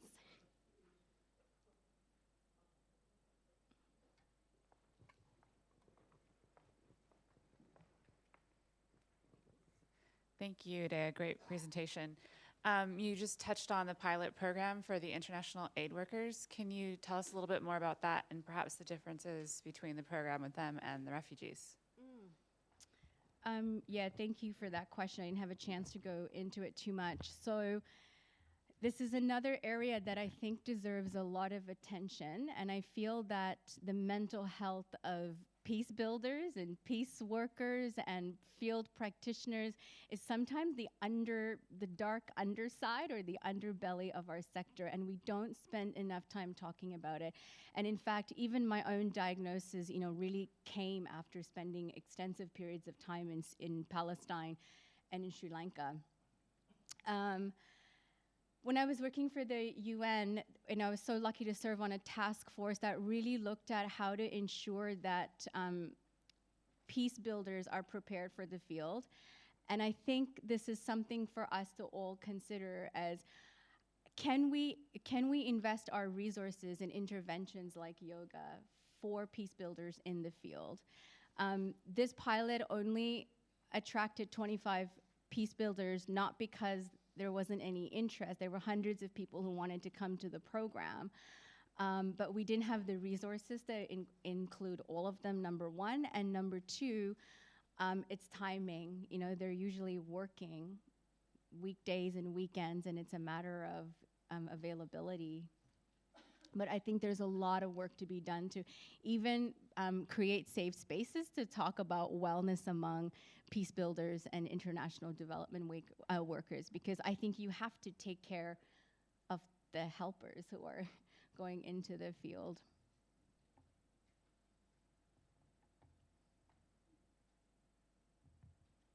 A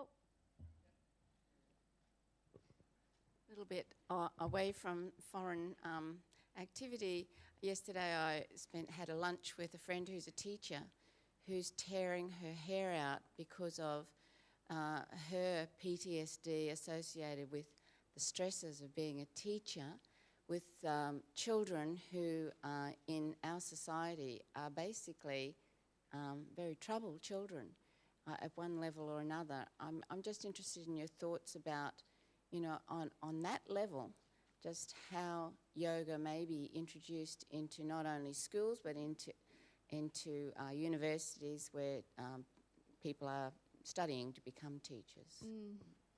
Yeah, thank you for that question. So there's actually excellent examples of yoga programs in the schools in the US, where this is now part of their curriculum, and Canada has rolled out a program to test that in primary schools with teachers and students. And I think New Zealand, if I'm not mistaken, has also led in that area. So there are really good examples of yoga being offered in the primary, elementary, and even high school levels.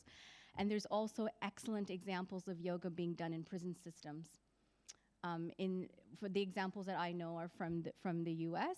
And this is where I find I'm really hopeful that maybe in the future we can bring yoga to immigration detention centers as well, in addition to schools.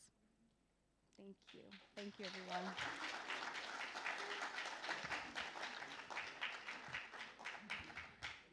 All right, so we're going to transition into our final panel. If I can invite Emilia, Paru, and Isabella.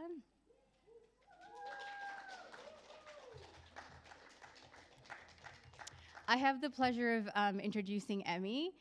The thing I envy the most about her is she can pull off any outfit. Once she dressed as grapes, like the fruit, to a party. But none of her outfits are complete without her mate, and I will let you find out what that is.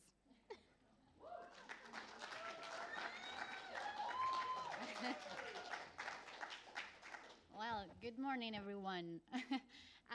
Hola to my people in Zoom as well. I know there are a lot there. My mom is messing up the Zoom in some way, so hi, Mom. I am Emilia Portis, and I am glad I have the chance to share my experience working in a global housing campaign in informal settlements in Chile as part of my applied field experience.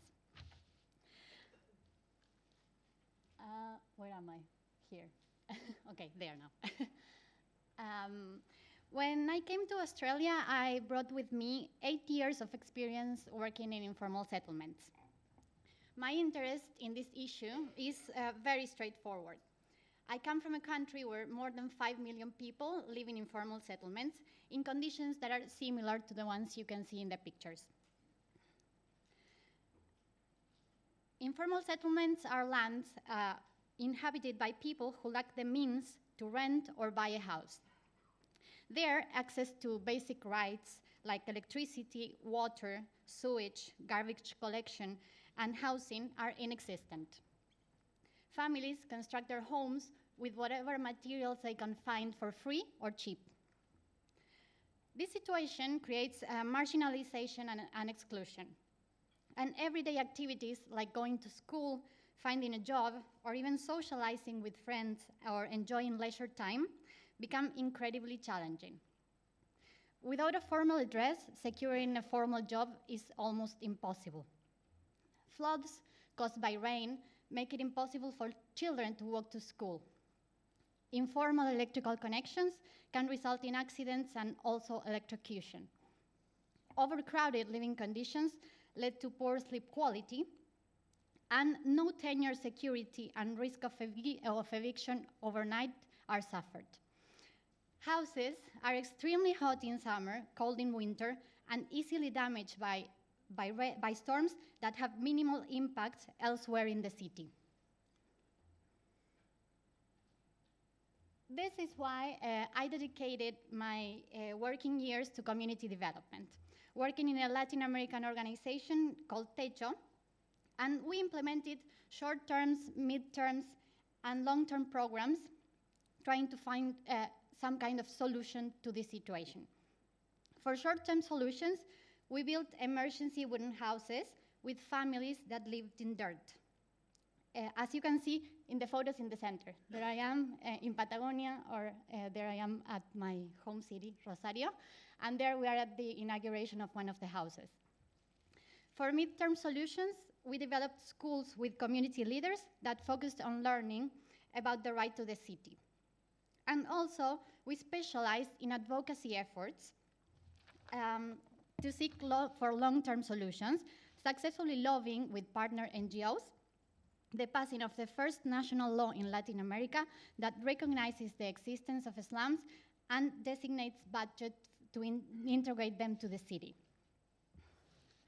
But the existence of informal settlements is a violation of human rights that is not limited solely to Argentina.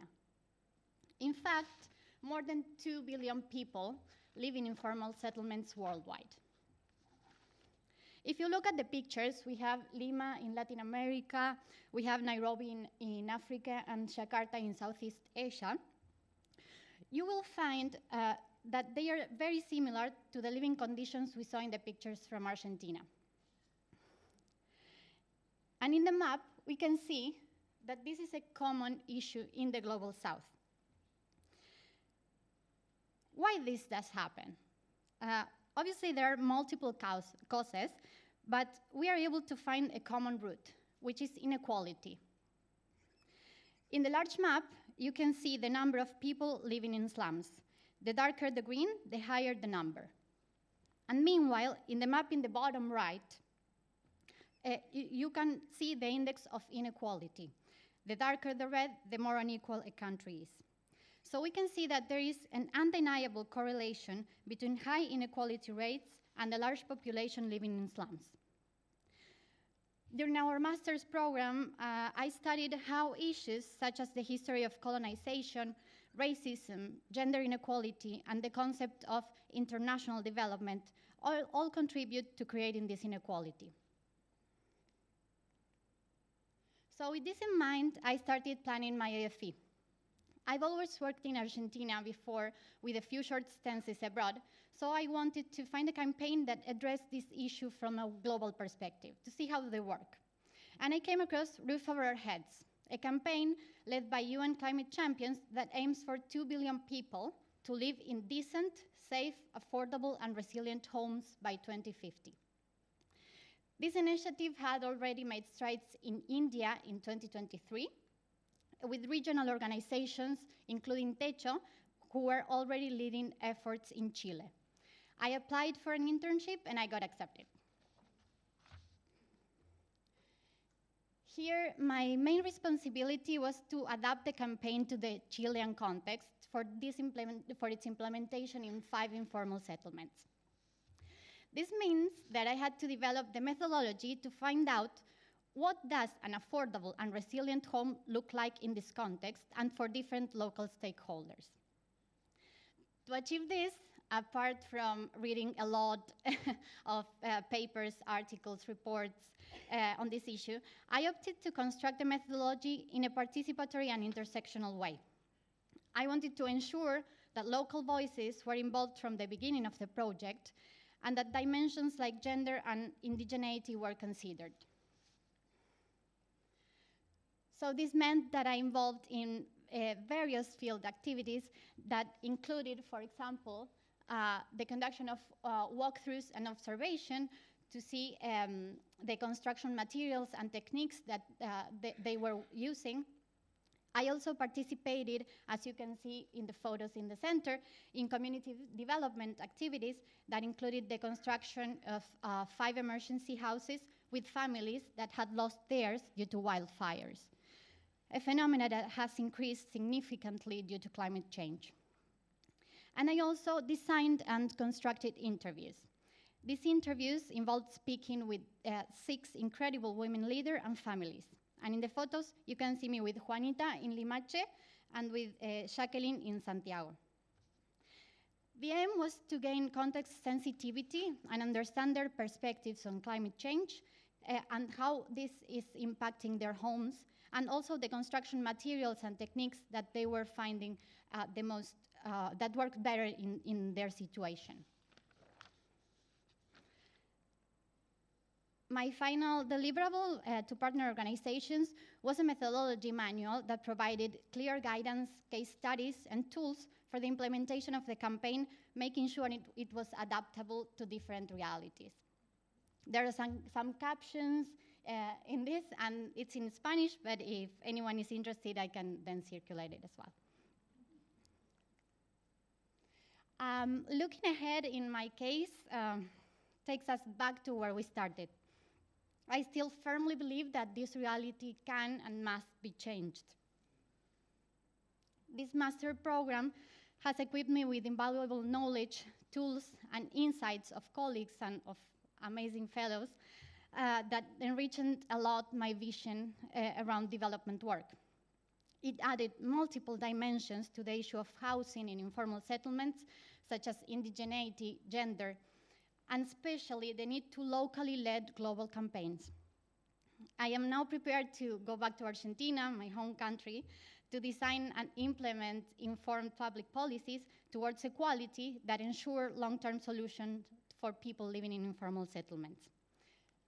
And I want to thank you all for being part of this experience, and especially to my friends in the cohort. I believe that we have created an amazing community, and we all know we wouldn't be here without this friendship we were able to develop. I love you. Okay.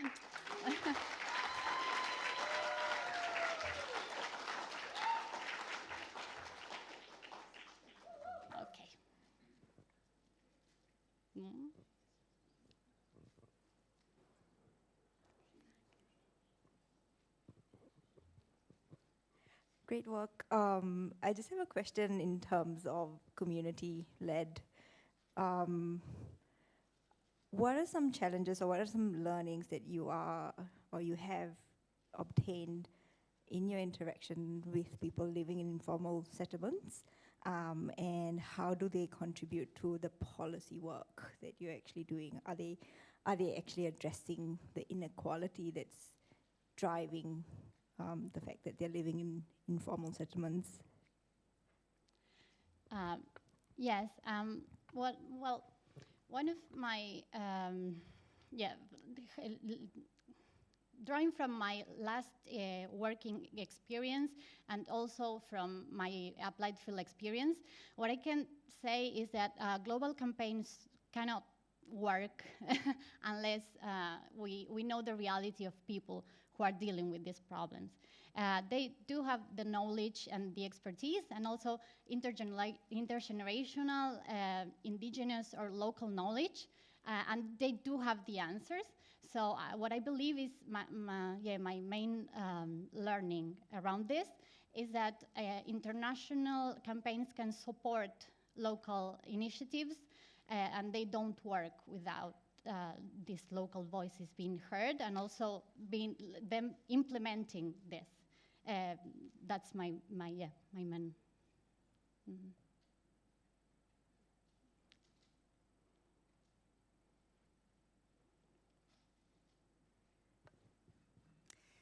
Excellent presentation. Thank you very much. I come from Colombia, and my experience is that many of these settlements are made because people are displaced from their land. Sure. Wouldn't be something like we could work with is that trying to place these people back in their land. In that way, they will be working with the communities or the indigenous or their own community to build up housing and solutions. Mm-hmm. What was the question, sorry?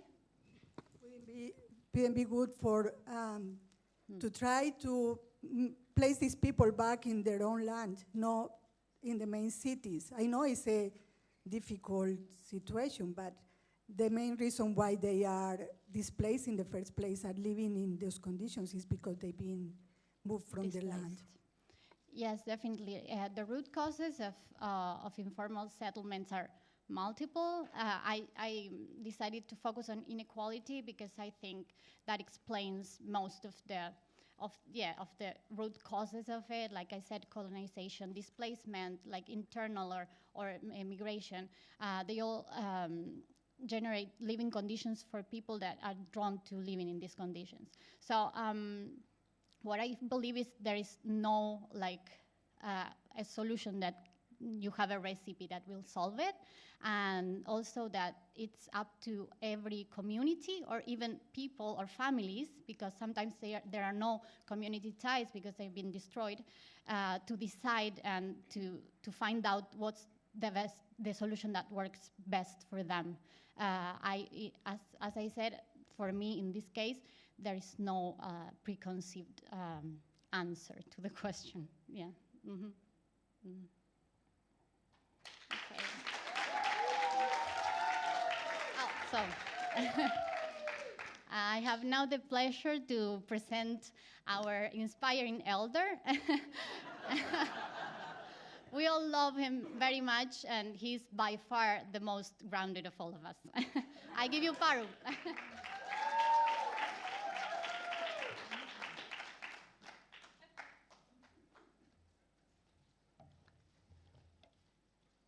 Inspired elder. I've never heard that from. Thank you. All right, from around the world, let me take you back to Australia. We've traveled enough around the world. I did.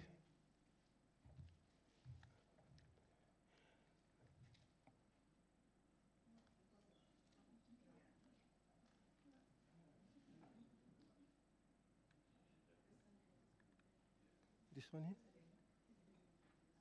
Ah.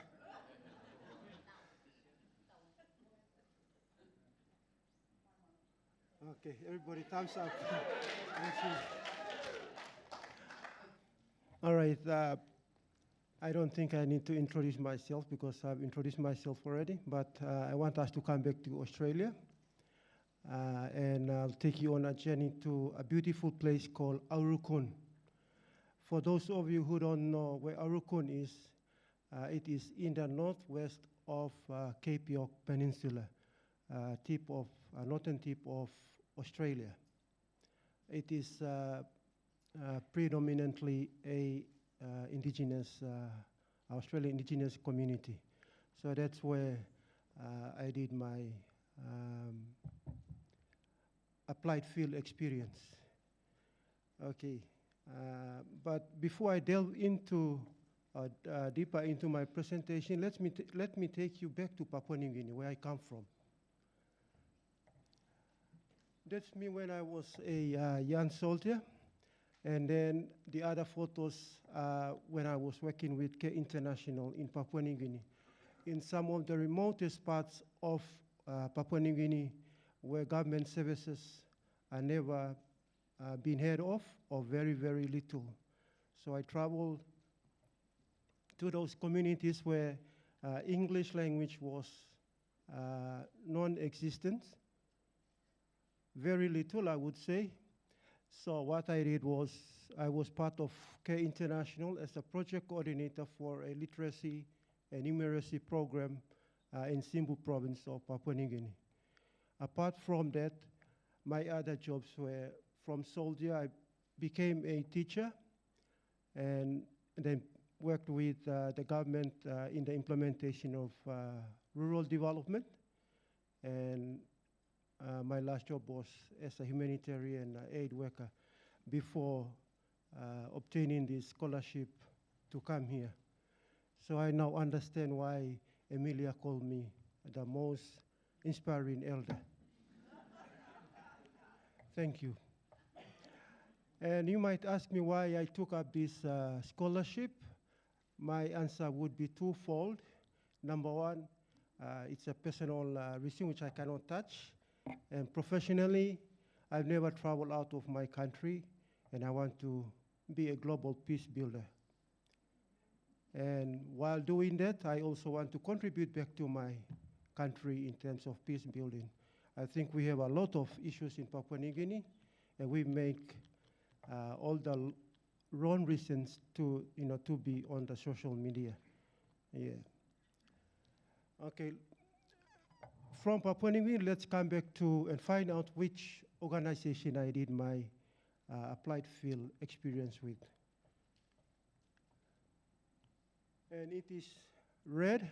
You can see what red means. I'd like to thank Ken Waldron and Isadora Dawich, who are here with us. They were the ones who assisted me to get into this organization. Now, if you see the scope of work that RED does, they are a peace-building organization working out in the communities. So I was privileged to work with them. And I fitted into the mediation training that they provided, apart from the other scope of works that they did. So after completing the mediation training with them, I had, this is the mediation team, my colleagues in the training. Among them, we had 2 policemen, and they had the scars from enforcing law and order in Arukun community. And it was quite a learning thing to know that Arukun was a dangerous place to go. The people were not friendly. That's what I've heard, but we will find out more when I go to other slides. Okay, so after completing my mediation training with RED, I was certified with my competency and getting a certificate in training.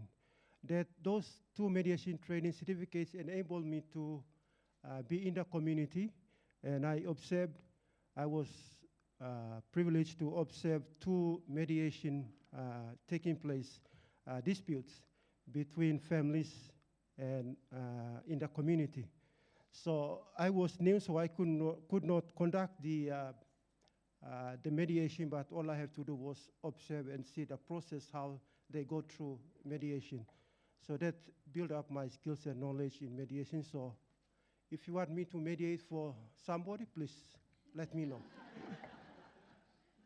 Apart from my mediation certificate, I also did the IEP Ambassador Program as an extracurricular activity. So I got another certificate again as a IEP Ambassador for Peace.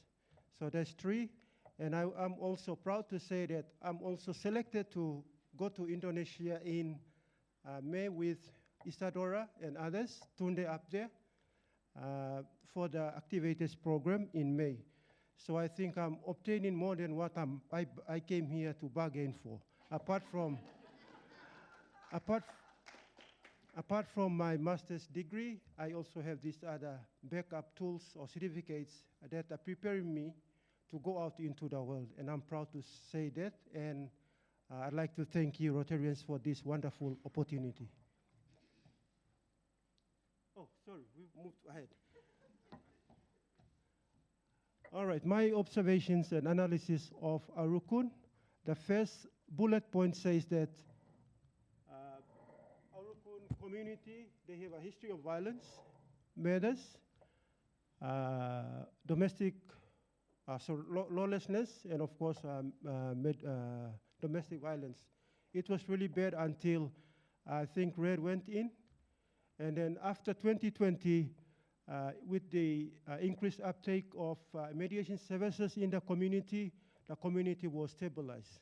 And now it's very safe to go to Arukun, so please disregard what I said before.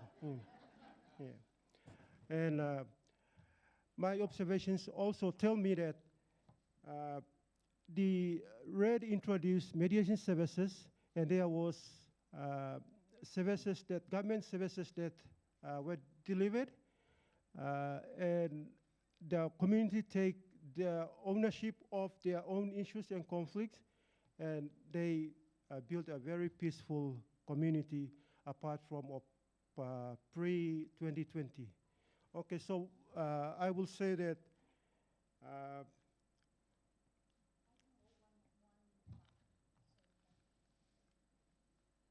oh. Yeah. Okay, so from my observations, I will say that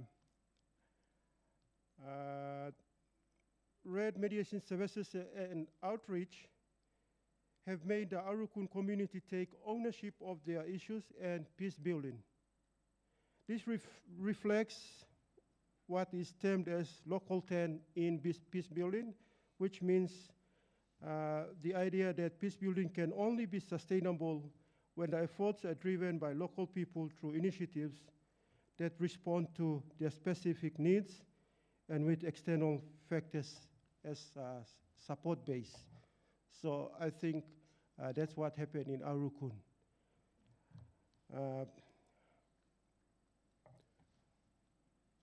My thoughts and takeaways. You can see that I believe mediation promotes a nonviolent approach to conflict management, given that the parties agree to go into mediation, and integration of community approaches in mediation also contributes to peace building. And I had the chance to work with 2 women mediators, so I believe that it promotes women's leadership in peace building as well. And now the last one would be mediation is a key peace building tool across different sectors, from community level to global level. And on a personal note, it was really a privilege to work in an Australian Indigenous community. You know, that just empowered me to really compare the differences and similarities that we have in Papua New Guinea and the Indigenous community. So there were some similarities and some differences that I saw. And I think if you employ me in Indigenous communities, I think I will do a very good job. Thank you.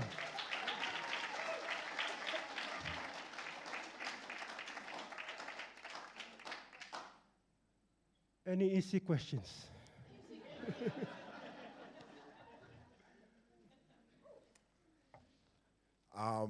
Obviously, with other examples for the colleagues, it's about retaining culture and that sort of custom. Obviously, where we're from, that custom and culture is embedded with violence and war. Do you think there needs to be a change, or we need to shed a new culture or kind of progress further from that sort of like Thank you, custom? Kane. Thank you, Kane. Kane is from Papua New Guinea, so yeah,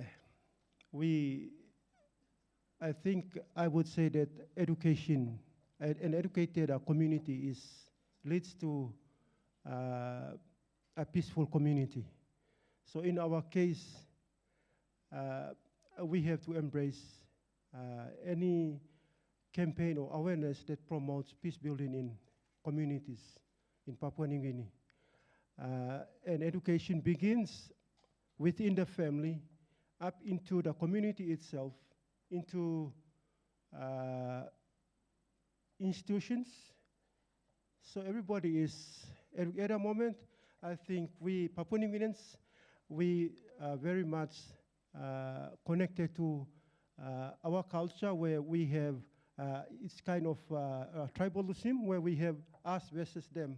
So when any little friction pops up, we always, do it in a very conflict way. Let me put it that way.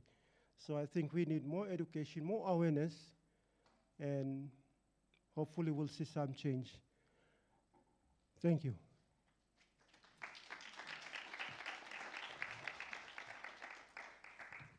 Well done.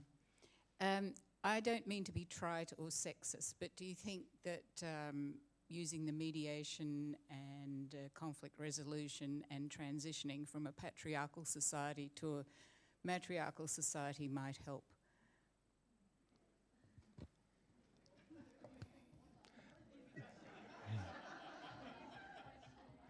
Okay, so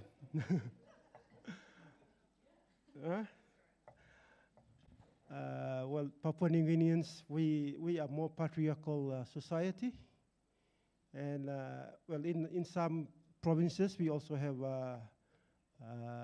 matriarchal, societies, and I believe we have to work together, to promote gender equality in mediation.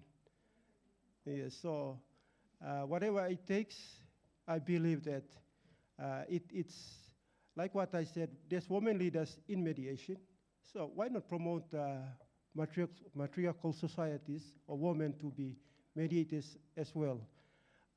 In my little community, we have a village court system where there's male mediators, and among them, there must be a woman mediator as part of that policy for village court system. So we are already practicing that, but it would be nice to see more women involved in mediation. Thank you.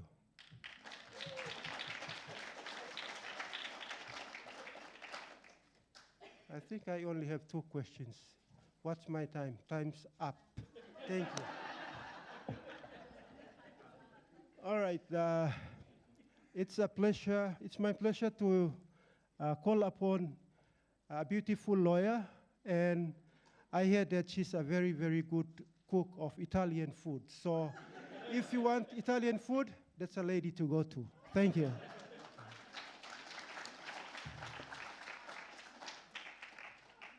Thank you, Peru, and it's a great time to talk about food, since I guess you're probably all a little bit hungry, but bear with me. I am the last person to speak, then we'll have a 5-minute break, and then we come back.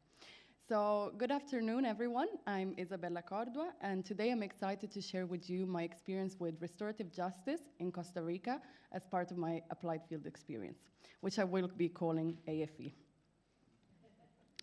So, all right.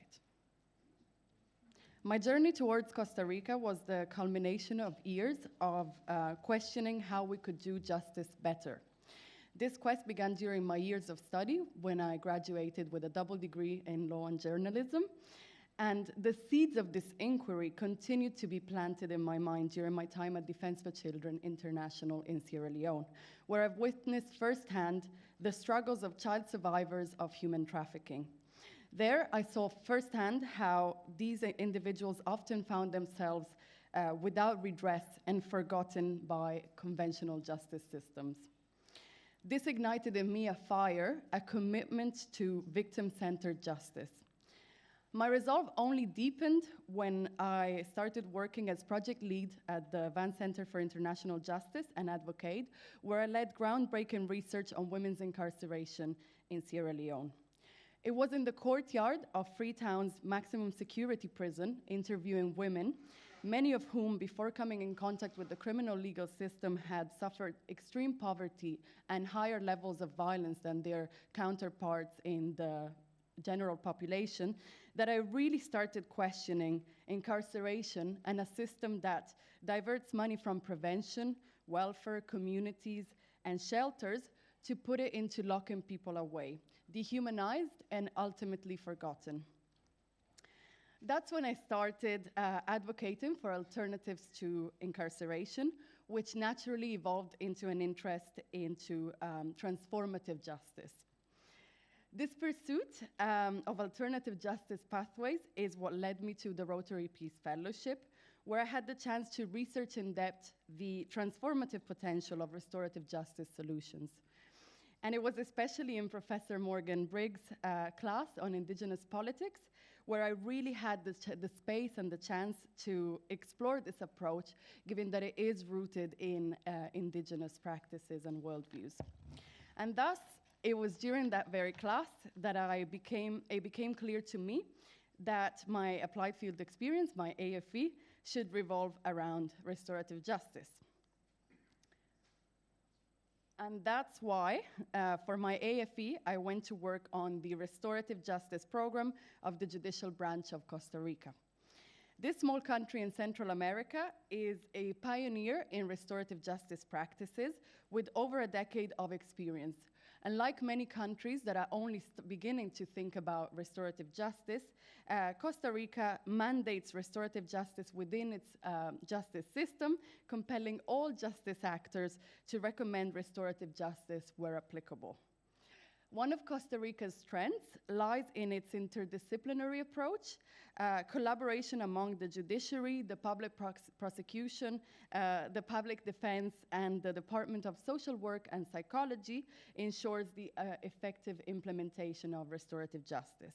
And here you can see me stand alongside colleagues from this team of highly committed peace and justice agents. But what is restorative justice and why dedicate my AFE to it? As I mentioned, restorative justice is rooted in Indigenous practices and a collectivist worldview rather than individualism. In this paradigm, crime is seen as a disruption of societal harmony, and the primary goal of justice thus becomes to restore that harmony. Until last week, my explanation of restorative justice would have been a little bit more theoretical. But today I thought I would share with you a rather personal experience to better explain the value and functioning of restorative justice. Last week, I was the victim of a break-in and entering, as I was asleep, and I've come to realize that restorative justice cannot be treated as an abstract concept. Because moving towards a more equitable society and a humane criminal legal system can no longer wait.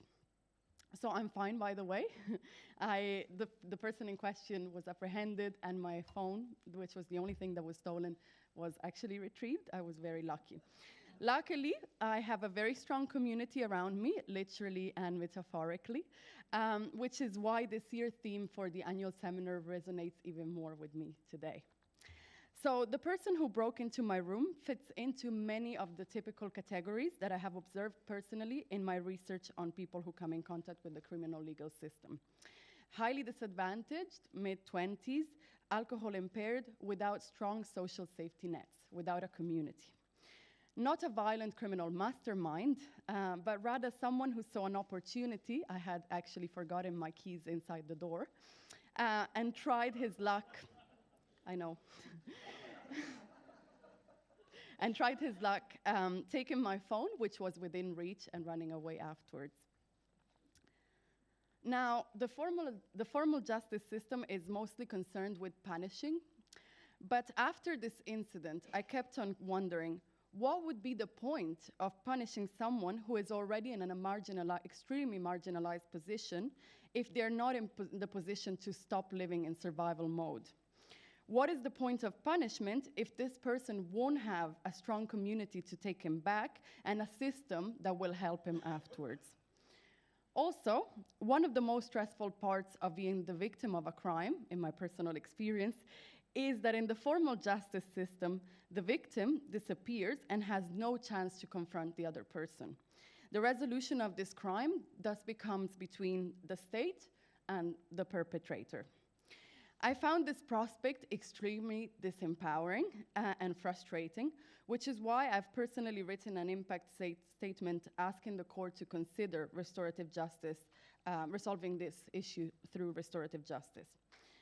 You see, in restorative justice, thank you, that's uncalled for, but thank you very much. You see, you have to walk the walk.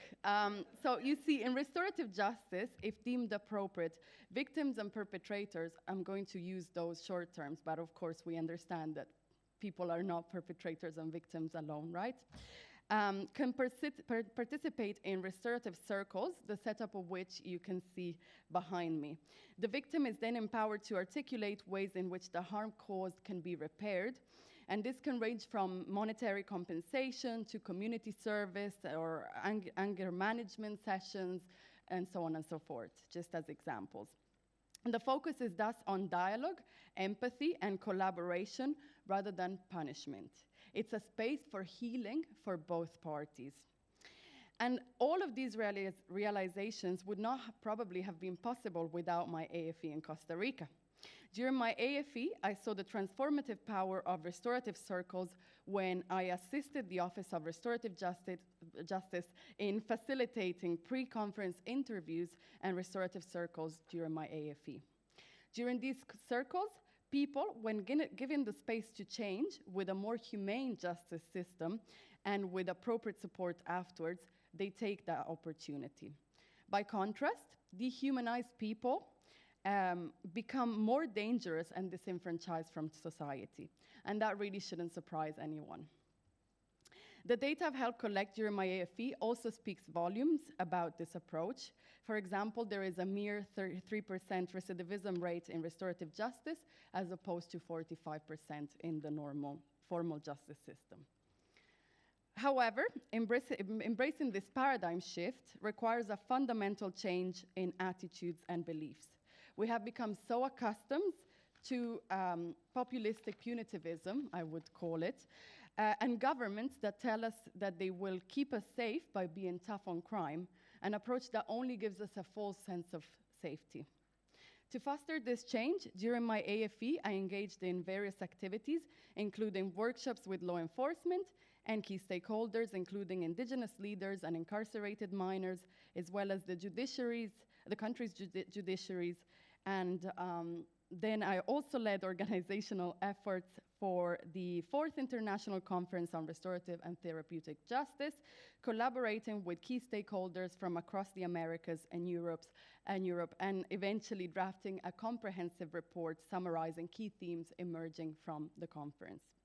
Lastly, I supported the development of a Supreme Court-led institutional policy for alternative conflict resolution methods and facilitated workshops with Costa Rica's judiciary. So, looking ahead, I will treasure what I have learned during my AFE in my professional and personal life.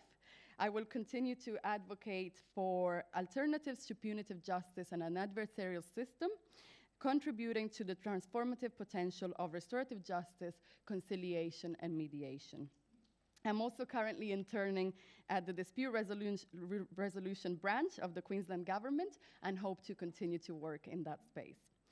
Thank you for the opportunity to share my insights with you today. I hope this presentation has sparked a little interest in restorative justice as a catalyst for positive change and peace.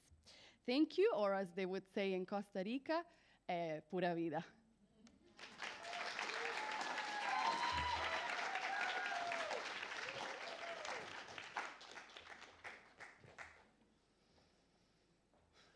Thank you so much for that. This comes with a harm reduction approach to drug problems as one of those no-brainer things that everybody can see makes enormous amounts of sense but doesn't ever seem to get implemented. So what, in your view, are the reasons why this doesn't get implemented? And two, what are the strategies to fix that? Thank you very much for that question, and thank you for saying that it's a no-brainer. I absolutely agree with you. Unfortunately, I think we have been conditioned to, as I said, through this populistic punitivism approach, to think that if we're going to be tougher on crime and we're going to put those junkies away, this type of horrific language that is used every day by politicians, we have been conditioned to think that we will be safer if we punish people and we put them away and we lock them away. And that goes with people who are drug affected and the rest of crime that is actually, not non-violent type of crime. So I think there's very little political appetite to engage in any of those type of programs. It just simply doesn't get people elected to say that they're actually going to be more humane and that they're going to do risk reduction, for example. It simply doesn't get votes, right? And so it just doesn't happen. But indeed, I agree with you. I mean, drugs are happening and people are drug affected. This is something that should be treated with harm reduction, making sure that people are not dying, for example, and also helped to perhaps, if they so desire, to leave drugs behind, for example. Thank you for that question. I know everyone wants to go on a break, so it's also fine. If you have more questions, I'll also be having lunch with all of you, so. Yeah? Thank you. 5 minutes. 5-minute break. No break. Ah, no, I was joking. I was just checking if everyone was paying attention. Moving straight on, I think.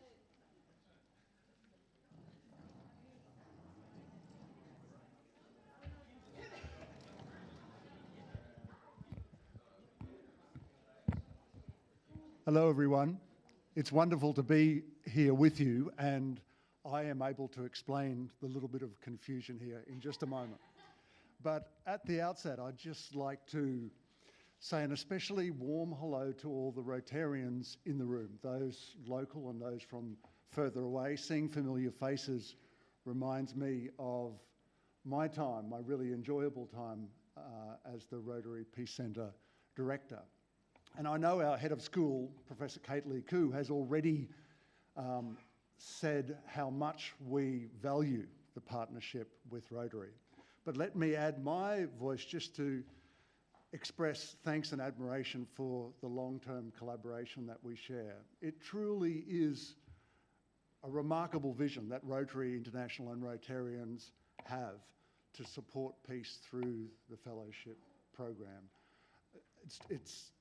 And it embodies those Rotary values and things such as service above self, which I think many of you have heard me say before, are found wanting in many of our contemporary interactions. So thank you so much for that, our collaboration. So it's my pleasure to stand here before you, and my task was to introduce a panel discussion based around the Colombian conflict. You'll recall from this morning, Roland explained that Auntie Flo Watson is unable to join us. She simply has the flu. We send her our wishes and we're assured that she is okay. But you probably will have realized either by looking at your watches or feeling some rumblings in your stomach that we've run somewhat ahead of schedule, behind schedule. So Roland has conferred with the cohort, and we think the best thing to do is to develop an alternative for this part and move rather quickly to lunch. So I am told that it is possible, thank you for your support for that decision. I am told that it will be possible for us to email all of you with a link to the video that the fellows were going to share. Now, the video is called Chocolate of Peace, and what it does is depict the struggle of the peace community of San Jose de Apartado and their fight to remain neutral in the face of Colombian armed conflict. Now, this is really worth, I've seen the video, it's really worth spending a little bit of time with, because it does a couple of remarkable things. It shows how threatening and important neutrality is in the context of conflicts, and how important social organisation and social connections and cohesion are for the work of building peace. And I had to commend the class on coming up with this proposal in lieu of Auntie Flo's presentation, because it connects so well with the theme of community which they had devised. So Thank you for that to the class. I think the other reason why this video is so important is because it highlights to me not just the work of this one community in working for peace in non-violent ways, but the ways in which communities all around the world, communities and individuals in Colombia and in many other settings, work tirelessly and incredibly bravely, putting their own selves and their communities at risk in a principled way to work for peace. And I think in a way, we all here should salute those people and individuals and do whatever we can to support them. So, that video is coming to you. Please enjoy it in the memory of today. I have two other tasks to do. One is to explain that we will very soon break for lunch, and some of you know the lunch venue, but others may not. It's basically directly behind us here. So if you go out these doors, up the stairs or ramp, you'll find it up there. And the other thing to explain is that when we come back for lunch, the program structure changes quite a lot. We won't be in this room, we'll be in two breakout rooms, and Cassandra is going to explain exactly how that will work. Thank you very much. Thanks, Morgan. I was hoping. Thought Morgan was going to do that all for me. Okay, if you look down at your name tags that you received this morning, you'll notice that you have a colored sticker. So all that does is evenly break you into two groups for us. The yellow, bright yellow kind of sticker is going to go to the Chislehurst room, and the orange to start, and then the orange sticker will go to the Frida beige room. We will be around and directing you as lunch wraps up, but follow your fellow colored stickers, and then after you've done your activity in one room, we will swap, so don't worry, you will get a chance to do both. I think that's the most important piece of information you need to know. Please ask us if you have a question about how that will work, and now we will stop keeping you away from your lunch. Thank you.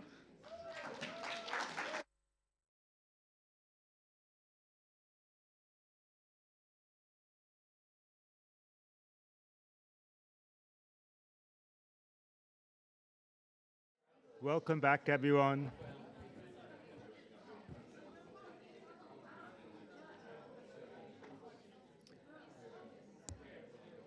Welcome back, everyone.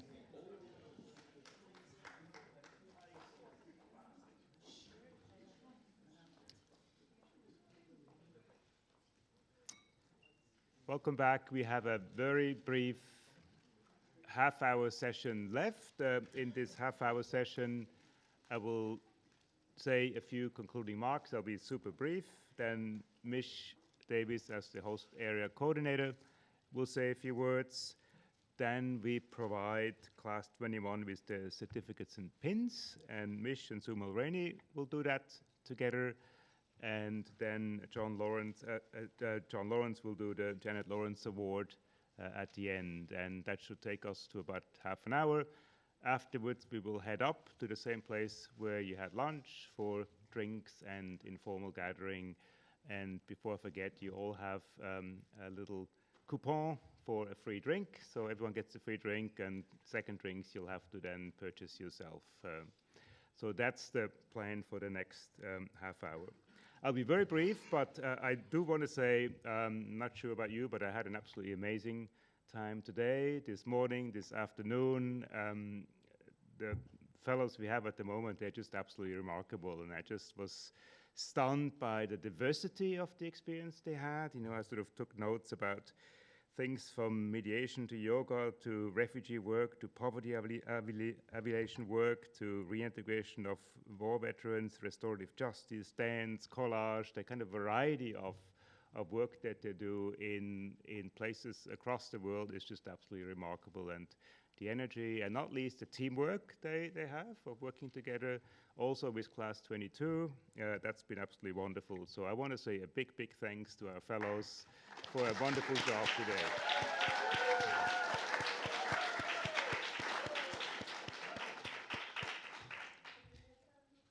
Then a big thanks to the Rotary community for making all this possible, for supporting us, for supporting our fellows, for supporting our center. in so many different ways. We couldn't do what we do without you, and it is cutting-edge work. It is the kind of work that really matters in the world at all levels, and mostly at the level of community, as we've heard today. This is where peace is happening, often not at grand scales, international kind of domains, but at the level of everyday communities. That's where people live, that's where people form their bonds, that's where conflict happens, and that's where peace is required. And that's why the kind of work our fellows do is so exceptionally important. So big thanks to the Rotary community for your support. Thank you very much.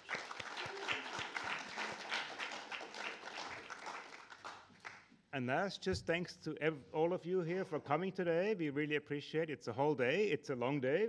It's a tiring day. It's a full-on day because it's not just listening, it's actively participating. So thank you so very much for joining us today. Thank you.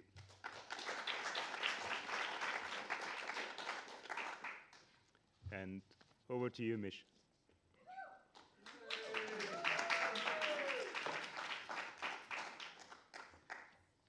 That's my sister. I decided to embrace the grey. You're biased.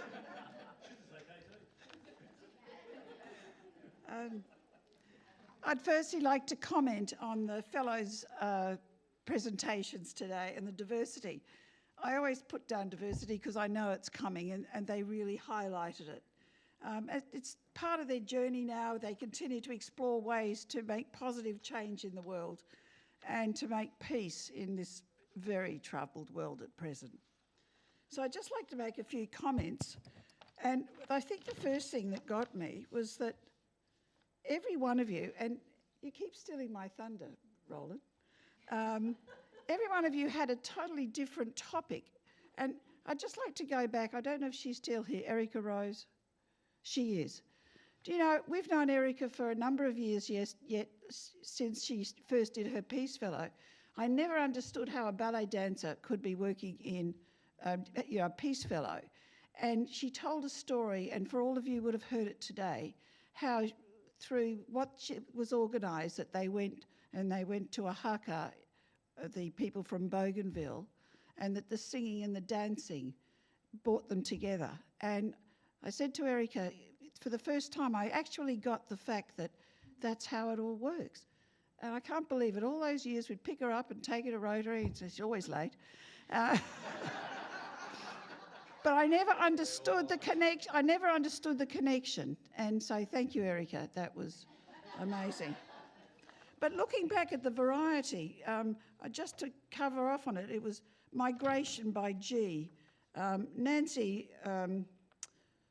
she was talking about solitary confinement and migration, detention. Cassie on nuclear disarmament, Jessica on combatants with Natalia, but looking at it from two sides. Udaya on yoga. My notes are a mess. Amelia, housing. Peru on mediation, and Isabella on restorative justice. And you all covered your subjects with such passion and knowledge. I'd just like to pick up something on restorative justice that Isabella was talking about. 10 years ago, our Rotary Club, Paddington, started raising $750,000 to build a 20-bed residence for women recovering from addiction. And that was really restorative justice. It's now been operating for a number of years now. And it was the first place for 20 women could go at any one time to break the cycle of abuse. And the abuse turns to crime and alcohol addiction, and it's all multifaceted. And there was one woman, and she was about to go to jail, and this reminds me of the restorative justice, and they offered her a place at this place that we'd built. And she went there, and when she had finished the 10 months, she said, I am the first person who will break the cycle in 5 generations. But she had to go back to court because she still had a criminal conviction, had to go to jail. And she had so many people who stood up for her and said, this woman is a changed woman, that she didn't have to go to jail. And when I heard Isabella talking about it, it made me realise the true value of restorative justice. Mediation, I think no better person than Peru to be able to do that sort of work, whether you get a job in Arakan or one of those places or go back to Papua New Guinea. I think the housing with Amelia, that is so important. And they were talking about if you get the basics right, then everything else follows. And to live in a tent, or Kim and I end of last year, were in the Kibera slums in Nairobi. And we have never been in a slum with 6 million other people. And they have one bathroom area per 1 million people. And, you know, to see true poverty, and I can't believe they call it informal settlement, because it's worse than informal settlements. So to work in that area, I think, is truly amazing. I've got it all here. Cassie, congratulations. If you can find a way around nuclear disarmament, I think everyone in this room will applaud. Am I right? No pressure. And again, yoga. I mean, PTSD is a terrible affliction that happens even to a lot of people in this room. And I think any forms of release, and I think yoga and music and dance and all those things, the arts does play a serious role in that area. Natalia and Jessica, for the work they're doing, to me is amazing. And they talked about Neri. Neri is the most amazing Peace Fellow from a few years ago. We love him. He is the best cook you ever want to meet. We used to bribe him to come over and cook. He could cook at our place. But he does so much work with women, and to see what you are doing is fantastic. Now, did I miss anyone? Nancy. How could I forget Nancy? I can't believe you jam-pack in so much in what you do. And, you know, to be working with prisoners in one area, and you said that people are more than their suffering, and I so agree with that. There's so much more that we need to work on. And I think I've missed Isadora. G.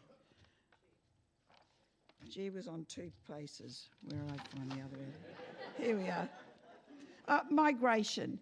I think this is, in today's society, it's critical. And my grandparents fled persecution in Europe at the turn of the 1900s, fled persecution in Europe.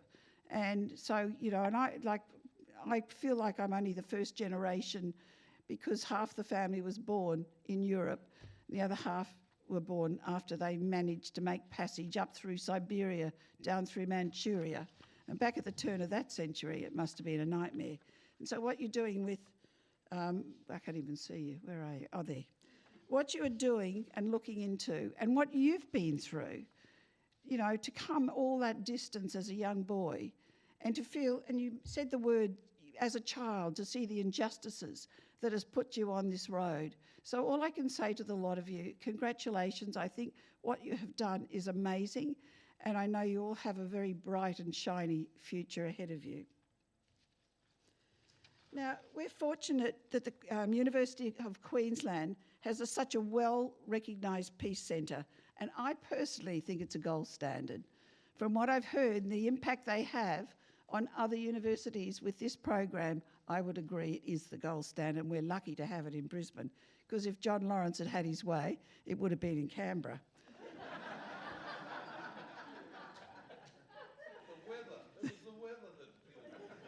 Exactly.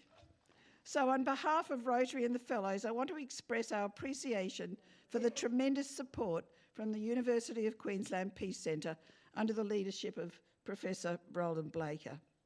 He's been part of the program since its inception in 2002, and has taught at every program, every class since then. And our appreciation to Diana McCluskey, who provides such amazing guidance as the centre manager, and is also the proud recipient of a Paul Harris Fellow. It's been an honour to spend a day listening to future world leaders and to be part of their journey. as they inspire us to support Rotary International in its endeavour to help facilitate world peace. We unite in friendship to realise truthful, fair and beneficial outcomes to our community, locally and across the world. I'm just a small part of the Rotary family, and I'm proud of what we continue to achieve through this outstanding program. Thank you.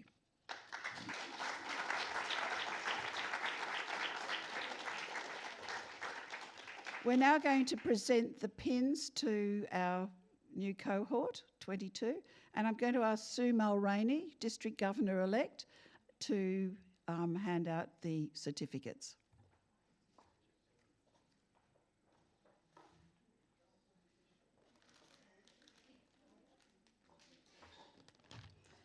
I'll just read your first names because some of your other names are quite complicated.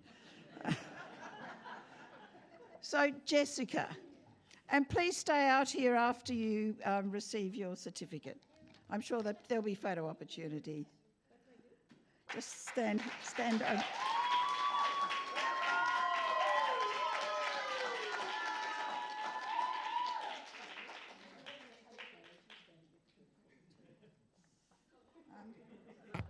Golocha.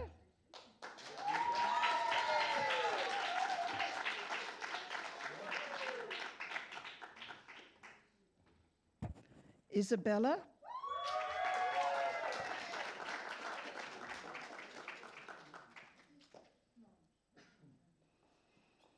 Paru.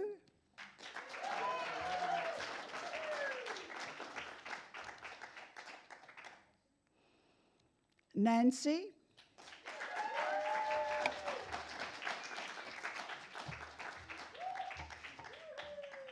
Amelia. Oh, sorry. Amelia.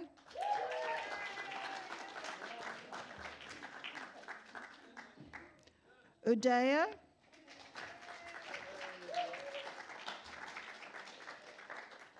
Cassie.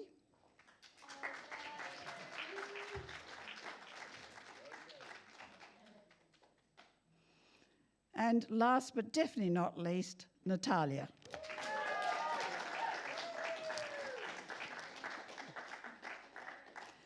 And now we'd like to hand out all your alumni pins. Thanks, Sue.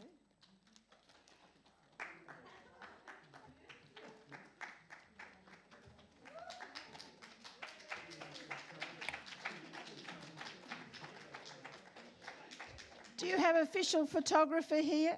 I saw a big camera before.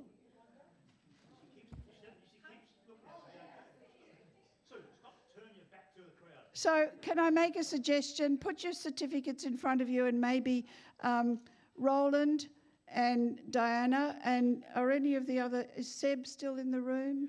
Seb and, oh, there he is. And is Morgan still here or is he gone? Well, can we all gather up?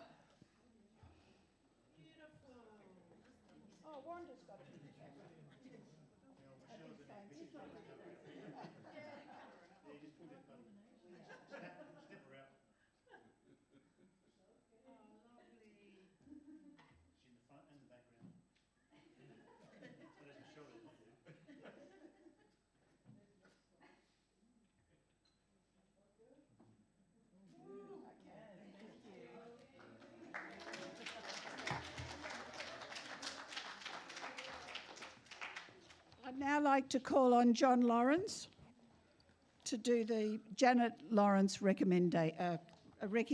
Sorry.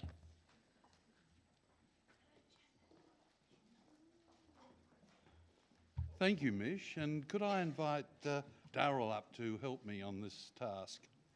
Now, last year we were at this very moment awarding to a Class 9, Cohort 9 person, and the COVID had a lot of consequences, didn't it? I presume we have a PowerPoint that'll run. Maybe not. Should I hit it here?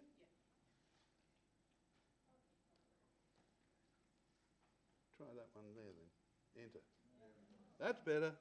Okay. Yes, it'll... We'll fix this. We'll fix it. Okay. But that made us think about this whole award.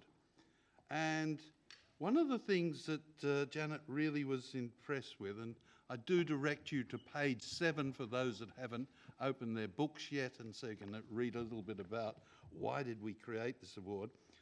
It was Janet's dream to use her gifts to assist with the selection and field deployment of Peace Fellows to help create peace in conflict situations beyond the immediate reach. She saw each Peace Fellow as an extension of herself, each fellow serving to create a more loving and embracing world. I remember one other thing that she said, and that was, they are the people who go out into harm's way when we can't, and we should honour them for that, and that was her focus. So it was with that in mind, we said, this is an opportunity after COVID to see what were the parameters that we should set.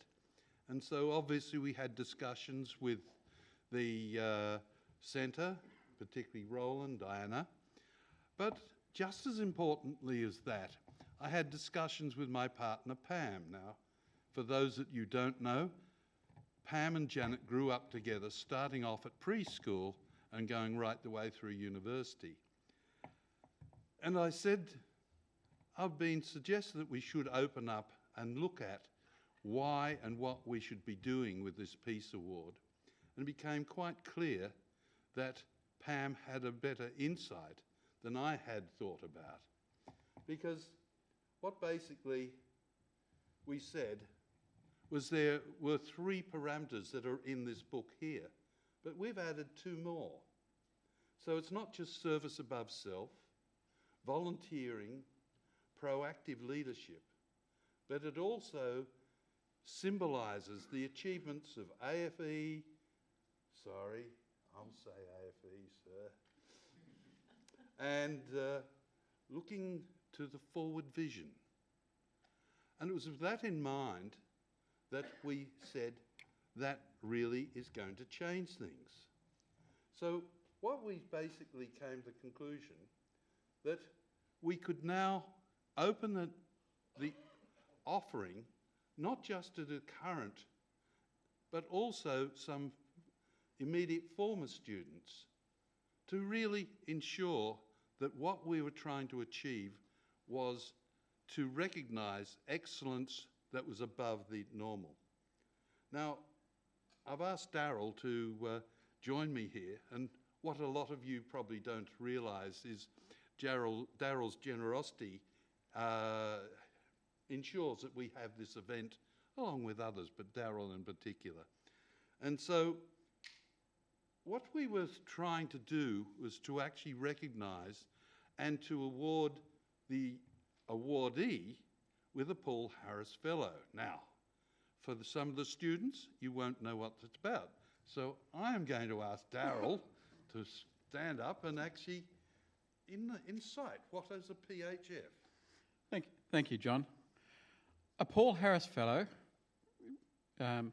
abbreviated to PHF in the Rotary world, is a recognition of the work and the achievements of someone for doing good in the world. It comes about because the Rotary Foundation recognises that the work that people do to make changes in the world to make it a better place. It is funded by someone donating $1,000 US to actually be able to award a PHF. So every time that a PHF is awarded, someone has given $1,000 to the Rotary Foundation to help fund its programs. These might be border projects in Papua New Guinea, education in Tanzania, or it could be to do more with the Peace Centre. With the Peace Centres around the world, of course, we need significant funding to continue the great work that we see these students, these adults, do, and to help promote them and provide them with the education so that they can continue to do more. We all are very proud of the work that our Peace Fellows do. And we're very proud of the fact that we have this Peace Centre at the University of Queensland here in our own home territory. But none of that is possible without the funding of the Rotary Foundation. And none of that funding is possible without donations being given. So it is with things like the generosity of the Lawrence family to be able to give that $1,000 to the Rotary Foundation, which then enables a Paul Harris Fellow to be given as a recognition of the recipient doing great work in the world and hopefully continuing to do it more and more as they go through their journey in life. Thanks, John. Thank you. Well, let's get to it. And once again, Pam gets into the picture because she sat with all the Peace Fellows, particularly when they we had 19 and 20 down in Canberra. She was particularly impressed with one of the Peace Fellows who was quiet, unassuming, and didn't brag about himself at all, and felt that sometimes you've got to go outside the box. And so what we then found was one of the Peace Fellows from class 20 had done way beyond that. He had created a project. He had raised the funds to send 166 wheelchairs.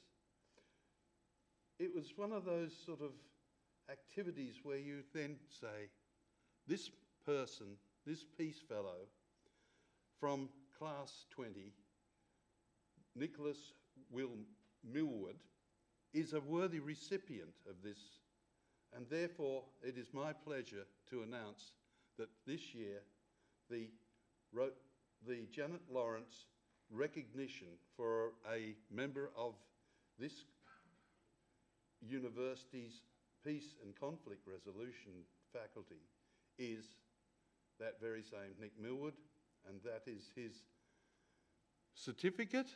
And, oh, Darryl, you meant to come up and hold this because he's not here. So, if you're listening, Nick,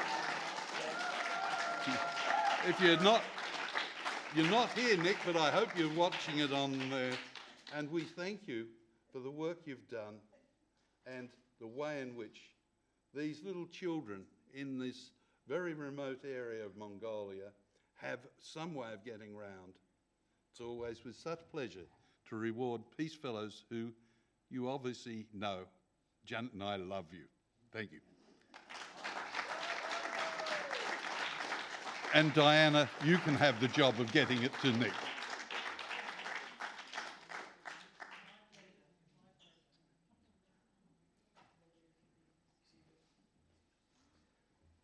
So we all adjourn now to the same place as, there might be some directions here, do we? Yeah, for cocktail hour. So remember, you have a little slip that gives you a free drink. There'll be opportunity for informal networking, for chatting. If you like a second drink, that'll have to be at your own cost. But I look forward to seeing you all upstairs. And thanks again to everyone for coming today. Thank you.